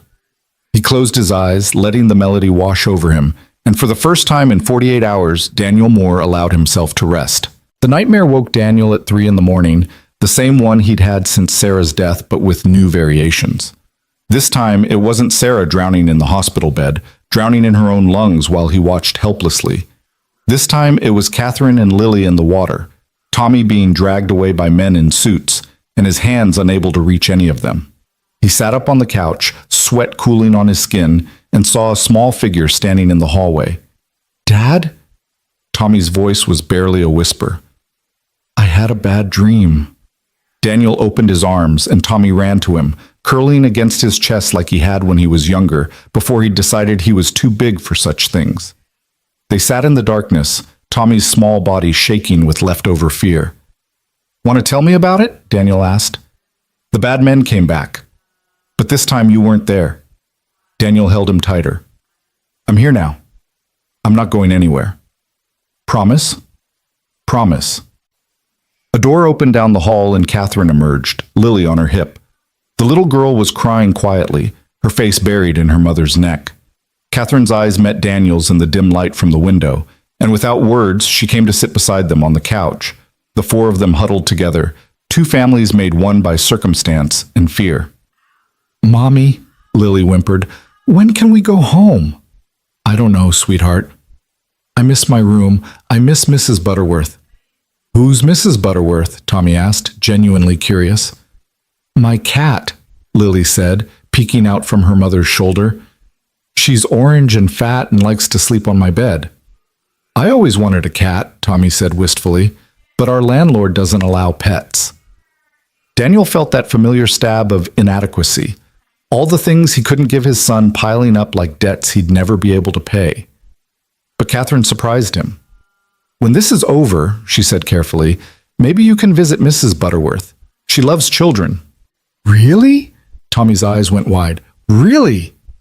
It was a small promise, probably meaningless in the grand scheme of things, but Daniel saw how it lit up his son's face. Sometimes small promises were all you had to hold on to. They sat together until the children fell back asleep, then carefully carried them back to bed. Daniel and Catherine returned to the living room, neither able to return to sleep themselves. Coffee? Daniel offered. God, yes. He made it strong, the way Sarah had liked it, and they sat at the small kitchen table as dawn began to creep through the windows. The normal sounds of a city waking up filtered through: car engines, distant sirens, the rumble of a garbage truck. It seemed impossible that the world was just continuing as if nothing had happened. Agent Brooks will be here soon, Catherine said, checking the burner phone the FBI had given her. Martinez wants to go over our testimony again before the grand jury. The grand jury. It had been 3 days since they'd been moved to the safe house. 3 days of intense preparation for the testimony that would either put Marcus Webb behind bars or leave them all exposed to his revenge. The FBI had built a strong case, but everything hinged on their testimony being believed. Are you ready? Daniel asked. To face him? No, but I'll do it anyway. She paused, then added, He'll be there, watching. He likes to intimidate witnesses with his presence. Daniel had never met Marcus Webb in person, had only seen him on TV and in newspaper photos, but he'd felt the man's reach, his influence, the casual way he wielded power like a weapon. Let him watch, Daniel said. We'll tell the truth. Catherine smiled sadly. You still believe the truth matters? It has to. Before she could respond, there was a knock at the door. 3 short, 2 long, the pattern Brooks had told them to expect. Daniel checked the peephole anyway, confirming it was the young agent before opening the door. Brooks entered quickly, followed by Agent Martinez and, surprisingly, Amanda Chen. Ms. Chen insisted on being here, Martinez said with slight disapproval. She says she has new information. Chen didn't waste time with pleasantries. She pulled out her tablet, showing them a document. My source at Sterling Industries came through. These are internal emails from the night before the yacht explosion. Marcus Webb explicitly discussing permanent solutions to the Catherine problem. Daniel read over Catherine's shoulder, his stomach turning at the casual way murder was discussed in corporate speak. Liability elimination. Risk mitigation. Permanent resolution of custody dispute. This is it, Catherine breathed. This proves premeditation. It proves he wanted you gone, Martinez corrected. It doesn't directly link him to the explosion, but it helps. The grand jury will find it very interesting. There's more, Chen said, swiping to another document. 3 weeks ago, Marcus took out a life insurance policy on Lily. $50 million, with himself as sole beneficiary. Catherine went pale. He insured our daughter's life? It gets worse. The policy specifically covers accidental death at sea. The room went silent as the implications sank in. Marcus Webb hadn't just been willing to risk his daughter's life. He'd planned to profit from it. The monster, Catherine whispered, and Daniel saw her hands shaking. He reached over and covered them with his own, offering what comfort he could. This changes everything, Martinez said, already on her phone. I need to get this to the prosecutor immediately. We leave for the courthouse in 1 hour. The next hour passed in a blur of preparation. Brooks had brought clothes for them to wear to court. A suit for Daniel that almost fit. A conservative dress for Catherine. They looked like they were playing dress-up, Daniel thought. Children pretending to be adults in a game they didn't understand. Tommy and Lily would stay at the safe house with another agent, much to both children's distress. I want to come with you, Tommy insisted, clinging to Daniel's hand. I know, buddy, but this is grown-up stuff, boring grown-up stuff. Will you come back? The The question broke Daniel's heart. His 6-year-old son had already learned that parents didn't always come back. "I'll come back," Daniel promised. "We both will." The ride to the courthouse was tense. 2 FBI vehicles with darkened windows taking a circuitous route to avoid any potential ambush. Daniel sat beside Catherine in the back seat, both of them silent, lost in their own thoughts. "Whatever happens," Catherine said suddenly, "I want you to know that meeting you has been—" She stopped, searching for words. "You restored my faith in people. In goodness." "Catherine, no, let me finish. If something happens, if Marcus finds a way to win, I need you to know that I've already changed my will. You and Tommy will be taken care of, always." Daniel felt uncomfortable with the idea of her money, of being taken care of. "We don't need—" "It's not about need. It's about making sure Tommy gets every opportunity, every chance to become the man his father is teaching him to be." Before Daniel could respond, they were at the courthouse, being hustled through a side entrance to avoid the media circus at the front. The hallway was narrow and smelled of old wood and floor wax, the kind of governmental smell that made Daniel think of his wife's death certificate, of custody hearings he'd attended as a foster kid. They were led to a waiting room where the prosecutor, a stern woman named Patricia Reeves, went over their testimony one more time. She was thorough, professional, but Daniel could see the excitement in her eyes. This was the case that would make her career if she could pull it off. "Remember," Reeves said, "just tell the truth. Don't elaborate, don't speculate. Answer only what's asked." "And if they ask about Eddie," Daniel said, "his cousin had been arrested 2 days ago. The FBI raid on his boat, finding enough evidence to put him away for years. Another casualty of Daniel's attempt to help." "Tell the truth. You didn't know about his activities. The grand jury will believe that. Your financial records show someone barely surviving, not someone profiting from smuggling." It was meant to be reassuring, but Daniel felt the sting of it anyway. His poverty was so obvious that it served as proof of his innocence. "They're ready for you," an assistant said from the doorway. The grand jury room was smaller than Daniel had expected, wood-paneled and windowless, with 23 citizens sitting in tiered rows like a tiny amphitheater. They looked normal, Daniel thought, like people he might see at the grocery store or the bank. Regular people about to decide if a billionaire should stand trial for attempted murder. Daniel testified first, walking through the night of the storm, the rescue, the chase that followed. The jurors listened intently, some taking notes, others just watching him with unreadable expressions. When he described Tommy being threatened, several jurors shifted uncomfortably, parents recognizing a parent's worst nightmare. Then it was Catherine's turn. She was composed, articulate, walking the jury through her marriage to Marcus, the divorce, the custody battle that had turned vicious. When she reached the part about the yacht, about Lily saying her father had been there, her voice cracked, but didn't break. "He put our daughter on that yacht knowing it was going to explode," she said clearly. "He was willing to murder his own child to get to me." The life insurance policy was introduced, causing several jurors to gasp. The emails Chen had found were presented, each one more damning than the last. By the time the prosecutor finished, the room felt charged with anger and disgust. But then the door opened and Marcus Webb walked in. He wasn't supposed to be there. Grand jury proceedings were typically closed, but somehow he'd gotten permission to observe. He sat in the back row, his presence filling the room like a toxic cloud.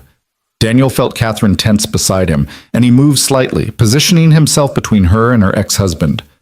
Webb was smaller than Daniel had expected, but his eyes were exactly as cold as Catherine had described. They were shark eyes, dead and calculating, taking in everything and giving nothing back.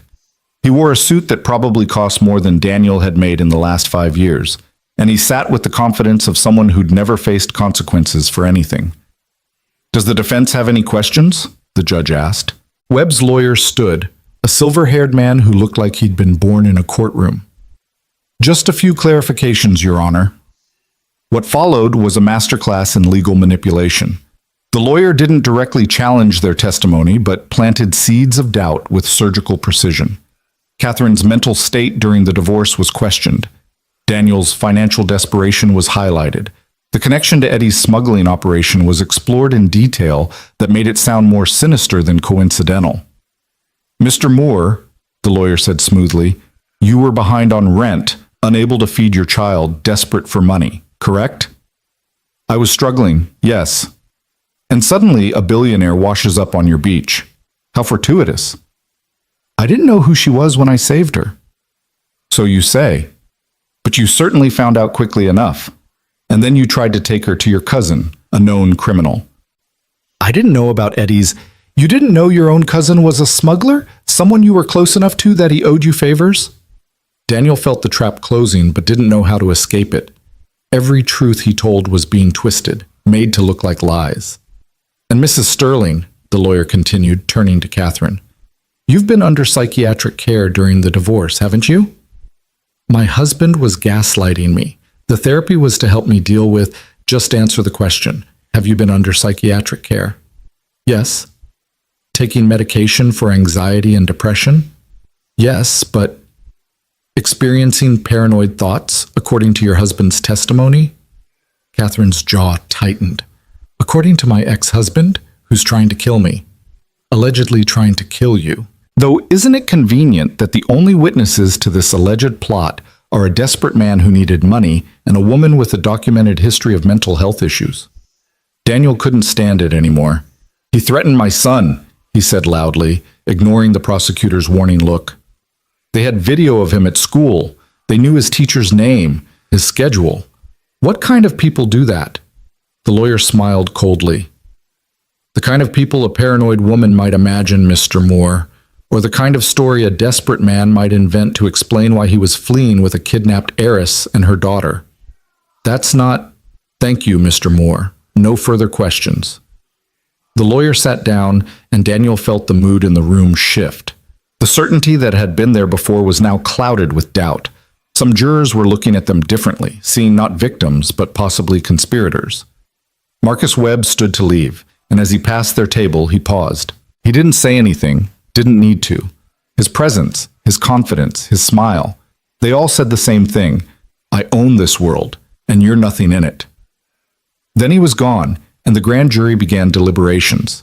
Daniel, Catherine, and their legal team were led back to the waiting room. Reeves tried to be optimistic, but Daniel could see she was worried. It could go either way, she admitted. Webb's lawyer is good, very good. But the evidence, Catherine started, is circumstantial, strong but circumstantial. And Webb has spent years building his reputation. Philanthropist, business leader, pillar of the community. It's hard for people to believe someone like that is capable of murder. They waited 3 hours. 3 hours of pacing, of drinking bad coffee, of Catherine calling to check on the children every 20 minutes. 3 hours of Daniel wondering if he'd just made everything worse by trying to help. Finally, a clerk appeared. They've reached a decision. Back in the grand jury room, the foreman stood. He was an older black man with kind eyes that wouldn't quite meet theirs. We find that there is insufficient evidence to indict Marcus Webb on charges of attempted murder, conspiracy to commit murder, or child endangerment. The words hit Daniel like a physical blow.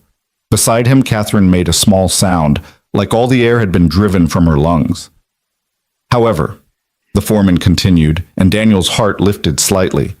We do find sufficient evidence to indict Mr. Webb on charges of conspiracy, witness intimidation, and racketeering related to the subsequent chase and threats against Mr. Moore and his son. It was something, but not enough. Webb would face charges, but not for the yacht, not for trying to kill his own daughter. The lesser charges might get him a few years in minimum security if they could even make them stick. His lawyers would probably get him off with probation and fines he could pay from pocket change. As they were escorted out, Daniel saw Webb in the hallway, surrounded by his legal team and already spinning the story for the media. He was shaking hands, looking grave but vindicated, playing the role of the falsely accused man who'd maintained his dignity throughout the ordeal. This is a victory for truth, Webb was saying to the cameras. While I regret that my ex-wife's mental health issues have led to these false accusations, I'm gratified that the grand jury saw through them. My primary concern now is the welfare of my daughter. Daniel felt Catherine stiffen beside him, and he grabbed her arm before she could lunge at Webb. Don't, he whispered. That's what he wants. They were hustled out the side entrance and back into the FBI vehicles. The ride to the safe house was silent, Catherine staring out the window with empty eyes. The fight drained out of her. When they arrived, Tommy and Lily ran to them, and Daniel saw Catherine force herself to smile, to pretend everything was okay for her daughter's sake. They ate dinner, takeout pizza that tasted like cardboard, and watched a movie the kids picked, some animated thing about brave princesses and noble knights that felt like mockery given their situation. After the children were asleep, Daniel found Catherine on the small balcony of the safe house, staring at the city lights. "He won," she said flatly. "He always wins. The other charges won't stick. His lawyers will delay, appeal, find technicalities. Even if by some miracle he's convicted, he'll get a slap on the wrist. And meanwhile, he'll be fighting for custody of Lily, painting me as an unfit mother who made false accusations." Daniel didn't know what to say because she was probably right. The system was built for people like Webb, built to protect wealth and power. "I'm sorry," he said finally. "I'm sorry I couldn't save you from this." Catherine turned to him, and he was surprised to see she was crying. "You did save us. That night in the storm, you saved us. Everything else. This is just the world being what it's always been."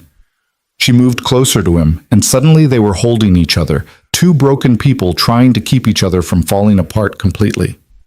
Daniel could feel her tears soaking his shirt, could feel her body shaking with suppressed sobs. "We'll figure something out," he said, though he had no idea what. "There's nothing to figure out," Catherine said against his chest. "I'll keep running, keep hiding, keep Lily away from him as long as I can. Maybe Amanda Chen can publish enough to damage his reputation, make him back off. Maybe." They stood there for a long time, holding each other as the city went about its business below, oblivious to their pain. Finally, Catherine pulled back, wiping her eyes. "I should go to bed," she said. "Catherine, thank you," she said, cutting him off, "for everything, for being the one good person in all of this." She went inside, leaving Daniel alone with the night and his thoughts. He stayed on the balcony for another hour, trying to think of solutions, of ways to fight back against someone like Webb. But every path led to the same conclusion. Sometimes the bad guys won. Sometimes being good wasn't enough. When he finally went inside, he found Tommy awake on the couch, clutching his stuffed bear. "Dad, are we safe now?" Daniel sat beside his son, pulling him close. "We're together. That's what matters. But the bad man is going to face some consequences.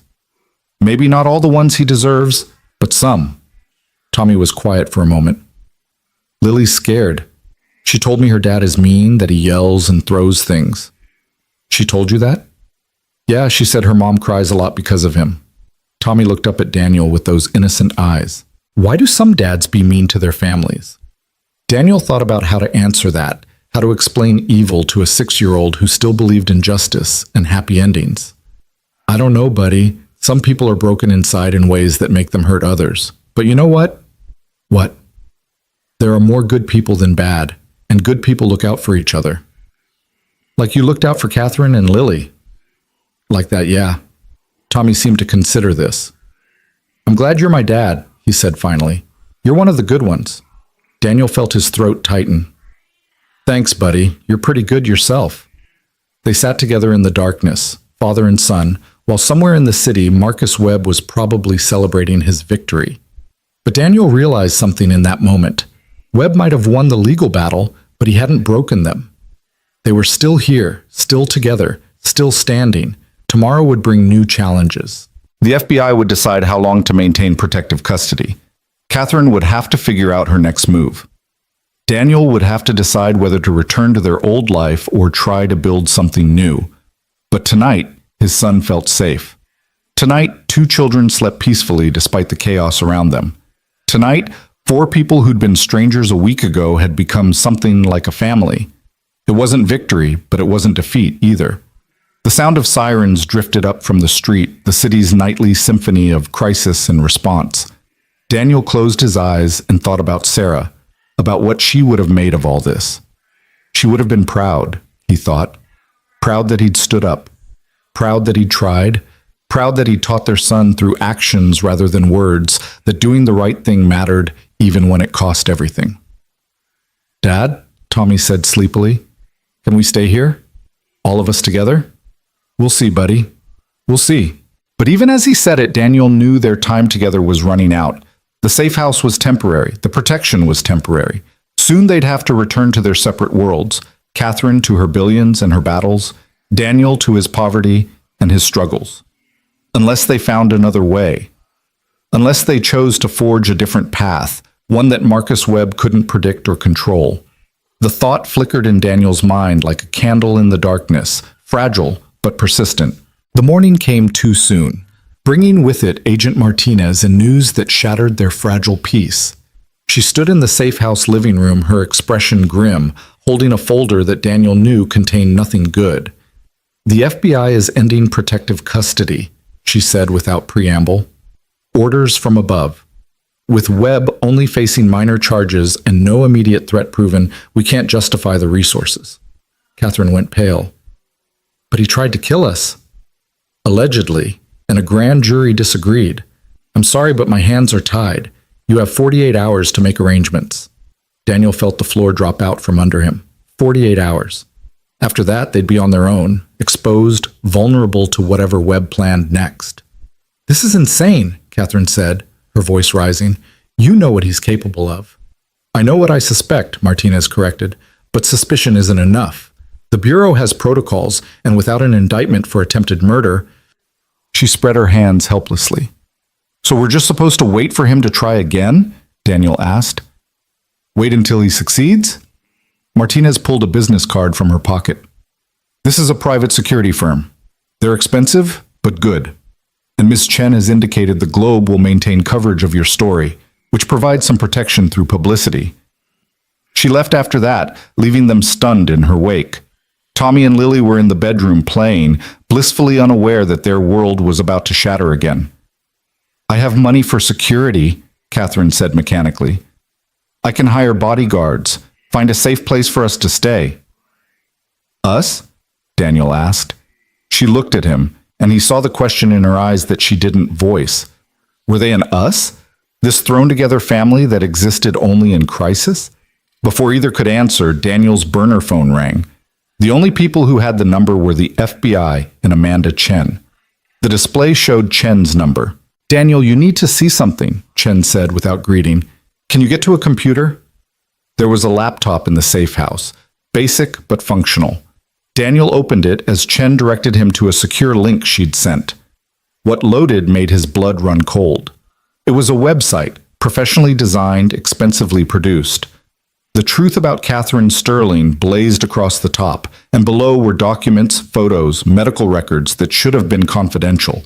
Page after page painting Catherine as unstable, dangerous, a mother who'd endangered her own child with wild conspiracy theories. "He's destroying me," Catherine whispered, reading over Daniel's shoulder. How did he even get some of this?" "Money buys a lot of access," Chen said through the phone. "But here's the interesting part. The metadata on these documents shows they were compiled weeks ago, before the yacht explosion." Daniel felt Catherine stiffen beside him. "He was planning this even before he tried to kill me?" "He was planning for every contingency," Chen confirmed. "If you died, fine. If you survived and accused him, he had this ready to discredit you. The man doesn't leave anything to chance." Catherine sank onto the couch, her head in her hands. "It's over. Even if I fight the custody case, no judge will side with me after seeing this. He'll get Lily, and then she has an accident," Daniel finished grimly. "That life insurance policy is still active." They sat in heavy silence, the weight of their helplessness crushing. Webb had won before the fight even started, had anticipated every move and countered it before they could make it.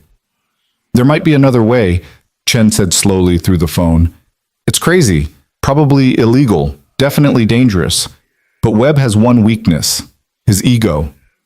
He needs to be seen as the victim, the noble father fighting for his child.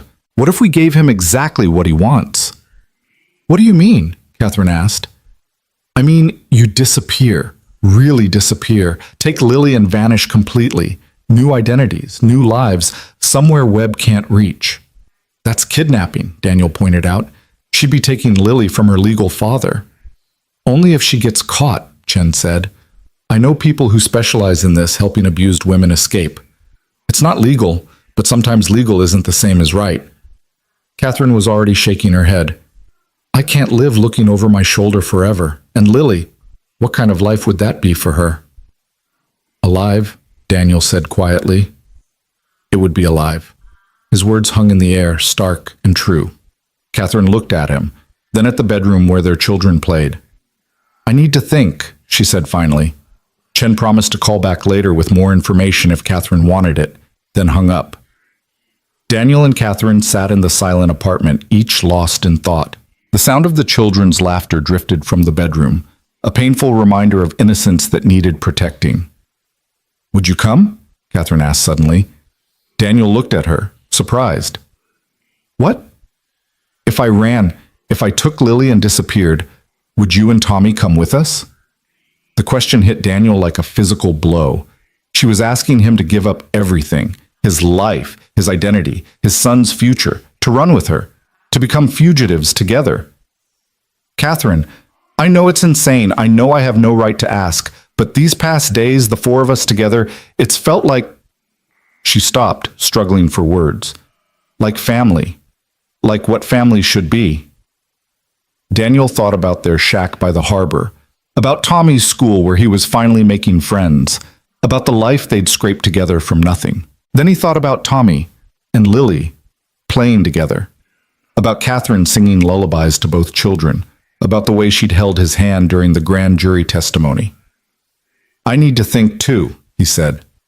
She nodded, understanding, and they went back to their separate turmoil. Daniel made lunch for the children, sandwiches and apple slices, normal food for an abnormal day. Tommy chattered about a game he and Lily had invented, something involving pirates and treasure and brave knights saving princesses. Lily had come out of her shell over the past few days, the trauma of the yacht fading under Tommy's gentle friendship. Mr. Daniel, Lily said suddenly, are you my daddy now? The question stopped him cold. Catherine, who'd been washing dishes, dropped a plate.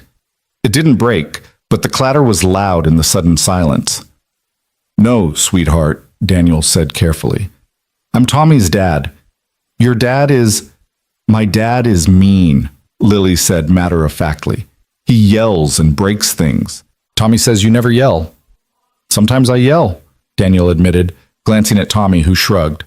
Only when I do something really bad, Tommy said, like when I tried to cook eggs by myself and almost burned the house down.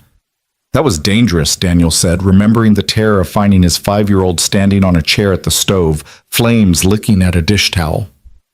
But you didn't hit, Tommy pointed out, and you didn't break things. You just hugged me really tight and said you were scared.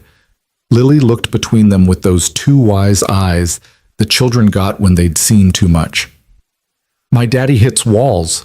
Sometimes he throws stuff at Mommy. Catherine made a sound from the kitchen, half sob, half rage. Daniel reached over and squeezed Lily's small hand. That's not okay, he said firmly. Daddies shouldn't do that, ever. Will he find us here? Lily asked, and the fear in her voice broke Daniel's heart. No, he lied. You're safe here. But even as he said it, he knew their safety was an illusion that would shatter in 36 hours when the FBI protection ended. Webb would find them, maybe not immediately, but eventually. And when he did, what would happen to this little girl who was already so afraid of her father? That afternoon, while the children napped, exhausted from emotional upheaval they didn't fully understand, Daniel found Catherine on the balcony again. She was on the phone with her lawyer, and from her expression, it wasn't going well. He's filed an emergency custody motion, she said after hanging up, claiming I'm a flight risk, that I've been hiding Lily from him. The hearing is tomorrow. Can you fight it? With what? He has documentation that I'm unstable, that I make false accusations. He has witnesses who'll swear I've been erratic. My own psychiatrist's notes, twisted out of context. She laughed bitterly. He probably has the judge in his pocket too. Daniel made a decision then, one that would have seemed insane a week ago, but now felt like the only sane choice in an insane situation. We run, he said. Catherine looked at him. We? All four of us. Chen's right. Sometimes legal isn't the same as right. Webb might own judges and cops, but he doesn't own everything. We take the kids and disappear. You do that? Give up your life for us? Daniel thought about what life meant. Was it the place you lived, the job you worked, the routine you followed? Or was it the people you protected, the children you raised, the choice to stand for something even when it cost everything? What life? He said. I've been surviving, not living. Just getting through each day since Sarah died. But this week, with you and Lily, it's been different. It's been real, Catherine finished. It's felt real. They stood close together, the city sprawled below them, and Daniel felt something shift between them. Not quite love, it was too soon, too complicated for that. But possibility. The possibility of something more than survival. How do we do it? Catherine asked. How do we disappear? Chen knows people, and I know some folks from the docks, people who live off the grid, who could help us get started. We'd need cash, lots of it. I can get cash. Not for my main accounts, but I have emergency funds Webb doesn't know about. Maybe 300,000 I could access without raising flags. 300,000. It was more money than Daniel had ever imagined having, enough to disappear, to start over, to build something new. When? He asked. Tonight, after midnight. The FBI surveillance will be lighter, and Webb won't expect us to run while we're still technically in protective custody. They spent the rest of the afternoon planning, working out details in whispered conversations while the children played. Catherine would withdraw the cash in small amounts from different ATMs. Daniel would contact Chen about the people who could provide new identities. They'd need a car, supplies, a destination. Where do we go? Catherine asked. North, Daniel said. Canada, maybe? Or west? Somewhere small, where cash still talks and people don't ask questions. As evening fell, they tried to act normal for the children. They ate dinner together, Chinese takeout that Brooks brought, their last meal in the safe house. Daniel watched Tommy teaching Lily to use chopsticks, both children giggling as noodles slipped and splattered. Catherine caught his eye across the table and smiled, a real smile despite everything. This was what they were fighting for. This moment, these children, this fragile connection that Webb would destroy if given the chance. After the children were asleep, Daniel and Catherine made their final preparations. She slipped out with Brooks' approval. He thought she was meeting with her lawyer, and returned 2 hours later with a backpack full of cash and a haunted expression. There was a man, she said quietly, following me. Not close enough to intervene, but watching. Webb's people. They're already moving. They had to go tonight. No more time for second thoughts or careful planning. At 1 a.m., Daniel woke Tommy gently. Hey, buddy, we're going on an adventure. Tommy blinked sleepily. Now? Now. It's a surprise adventure, but you have to be very quiet, okay? Tommy nodded, trust absolute in his eyes. Catherine was doing the same with Lily, whispering reassurances as she bundled the little girl in a coat. They slipped out of the safe house using the service stairs, avoiding the main elevator where cameras would record their departure. Daniel's heart pounded with each step, expecting alarms, shouts, the FBI agents to appear and stop them. But nothing happened. They reached the parking garage where Daniel had noticed an older Honda with dust on the windshield, a car that hadn't been moved in days. It took him less than 2 minutes to jimmy the lock and hotwire the engine. Skills learned in a misspent youth he'd never been proud of until now. You're stealing a car? Catherine whispered, shocked despite everything. Borrowing, Daniel corrected. We'll leave it somewhere safe with money for the owner. They drove out of the garage and into the Boston night. 4 fugitives in a stolen Honda, running toward an uncertain future. The children fell back asleep in the back seat, Lily's head on Tommy's shoulder. Catherine navigated using a paper map. No GPS that could be tracked, while Daniel drove, constantly checking mirrors for pursuit. They were 30 miles out of Boston when Catherine's burner phone rang. It was Chen. They know you're gone, the journalist said without preamble. The FBI just called me. There's an Amber Alert being issued for Lily. Webb's claiming you kidnapped her. Catherine's face went white. An Amber Alert. Every cop in the country will be looking for us. Get off the main roads, Chen advised. Ditch the car as soon as you can. I'm sending you coordinates for a truck stop where someone will meet you. They can help with new identities, but it'll cost. We have money. Good. And Catherine? Don't contact me again. They'll be monitoring everything now. The line went dead. Catherine looked at Daniel, fear naked on her face. "We can turn back," he said, though the words hurt to speak. "It's not too late." "Yes, it is," she said firmly. "The moment we ran, it became too late. We finished this."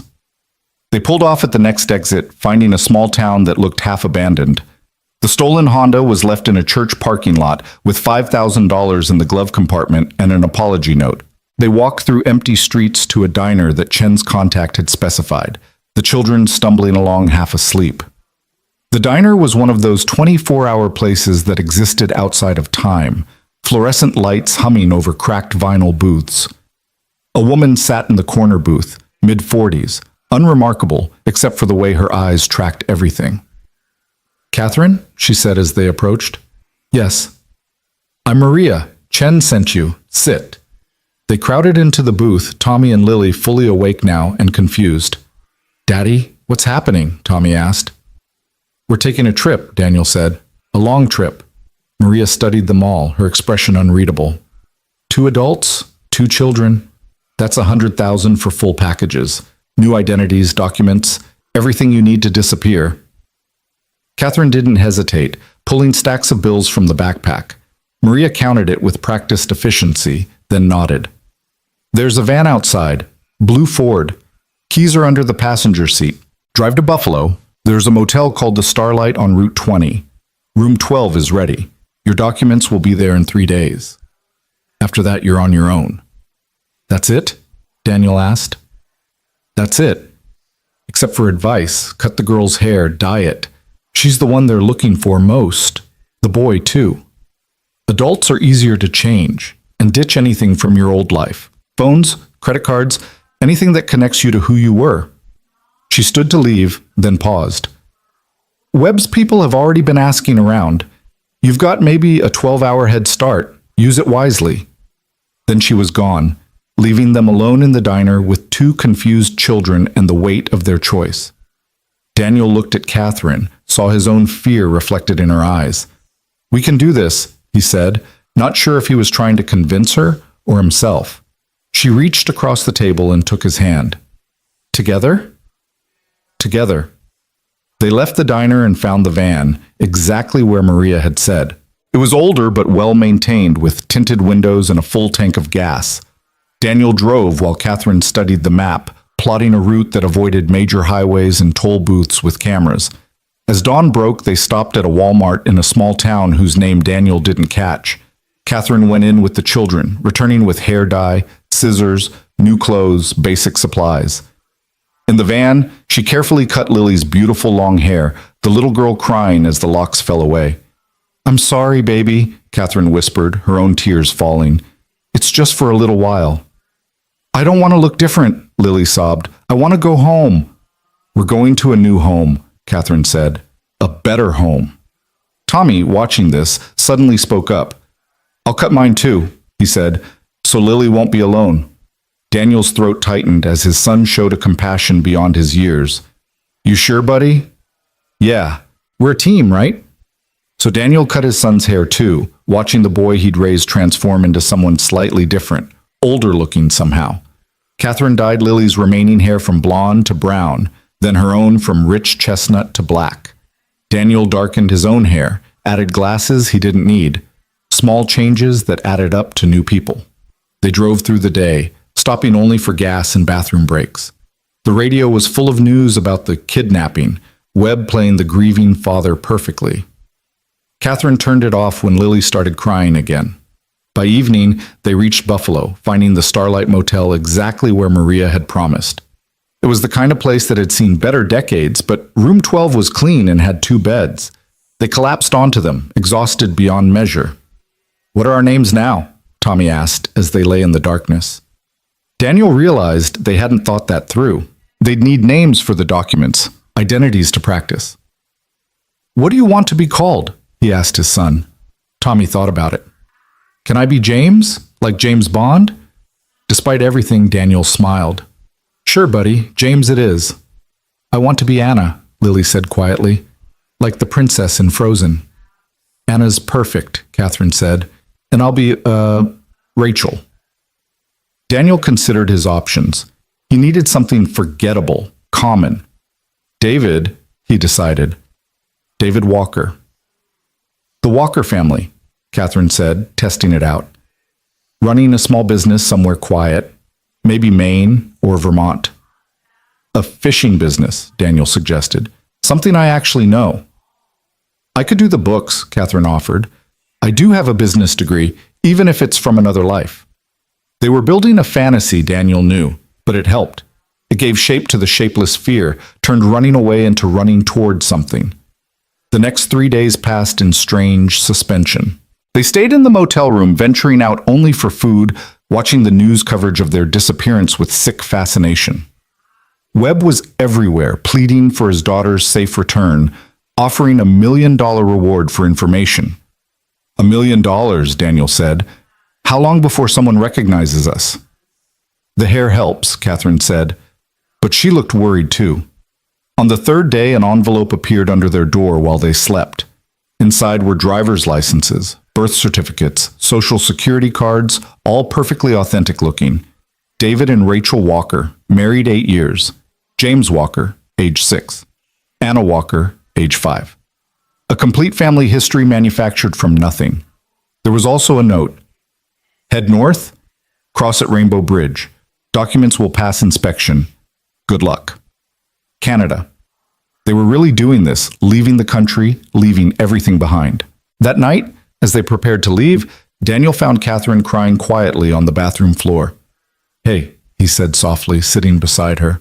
What's wrong? Everything, she laughed through her tears. I'm dragging you and Tommy into this nightmare. I'm stealing my daughter from her father, even if he is a monster. I'm throwing away my entire life, my company, everything I built. You're saving Lily, Daniel reminded her, and you're not dragging us. We chose this. Why? She asked, looking at him with those green eyes that had seen too much. Why would you choose this? Daniel thought about how to answer, how to explain that sometimes life offered you a chance at something more than mere survival, and you had to take it even if it meant losing everything else. Because, he said finally, you and Lily gave us something we'd lost. Purpose, family, hope. That's worth more than any life we had before. Catherine kissed him then, soft and desperate and full of promise. When they pulled apart, something had changed between them, something that made them more than fellow fugitives. David Walker, she said with a small smile. I guess I'm stuck with you now. Rachel Walker, he replied. I guess you are. They left the motel at dawn, driving north toward the border, toward Canada, toward a new life built on lies but rooted in truth, the truth that family was what you chose to protect, not what blood or law demanded. As they approached the bridge, Daniel saw Tommy and Lily holding hands in the back seat, both children quiet but no longer crying. They'd adapted, as children do, accepting their new reality with a resilience that amazed him. Papers, please, the border guard said, and Daniel handed over their new documents with a steady hand that belied his racing heart. The guard examined them, scanned them, looked at the family in the van. For a moment, Daniel was certain he'd seen recognition in the man's eyes, that the game was over before it began. But then the guard handed back their papers. Welcome to Canada, Mr. Walker. Enjoy your visit. They drove across the bridge, leaving America behind, leaving Daniel Moore and Catherine Sterling behind. The Walkers entered Canada as the sun rose over Niagara Falls, the mist rising like hope itself. In the back seat, Tommy, now James, whispered to Lily, now Anna, about their new adventure. Catherine, now Rachel, reached over and took Daniel's, now David's, hand. They were fugitives. They were liars. They were running from a man who would never stop hunting.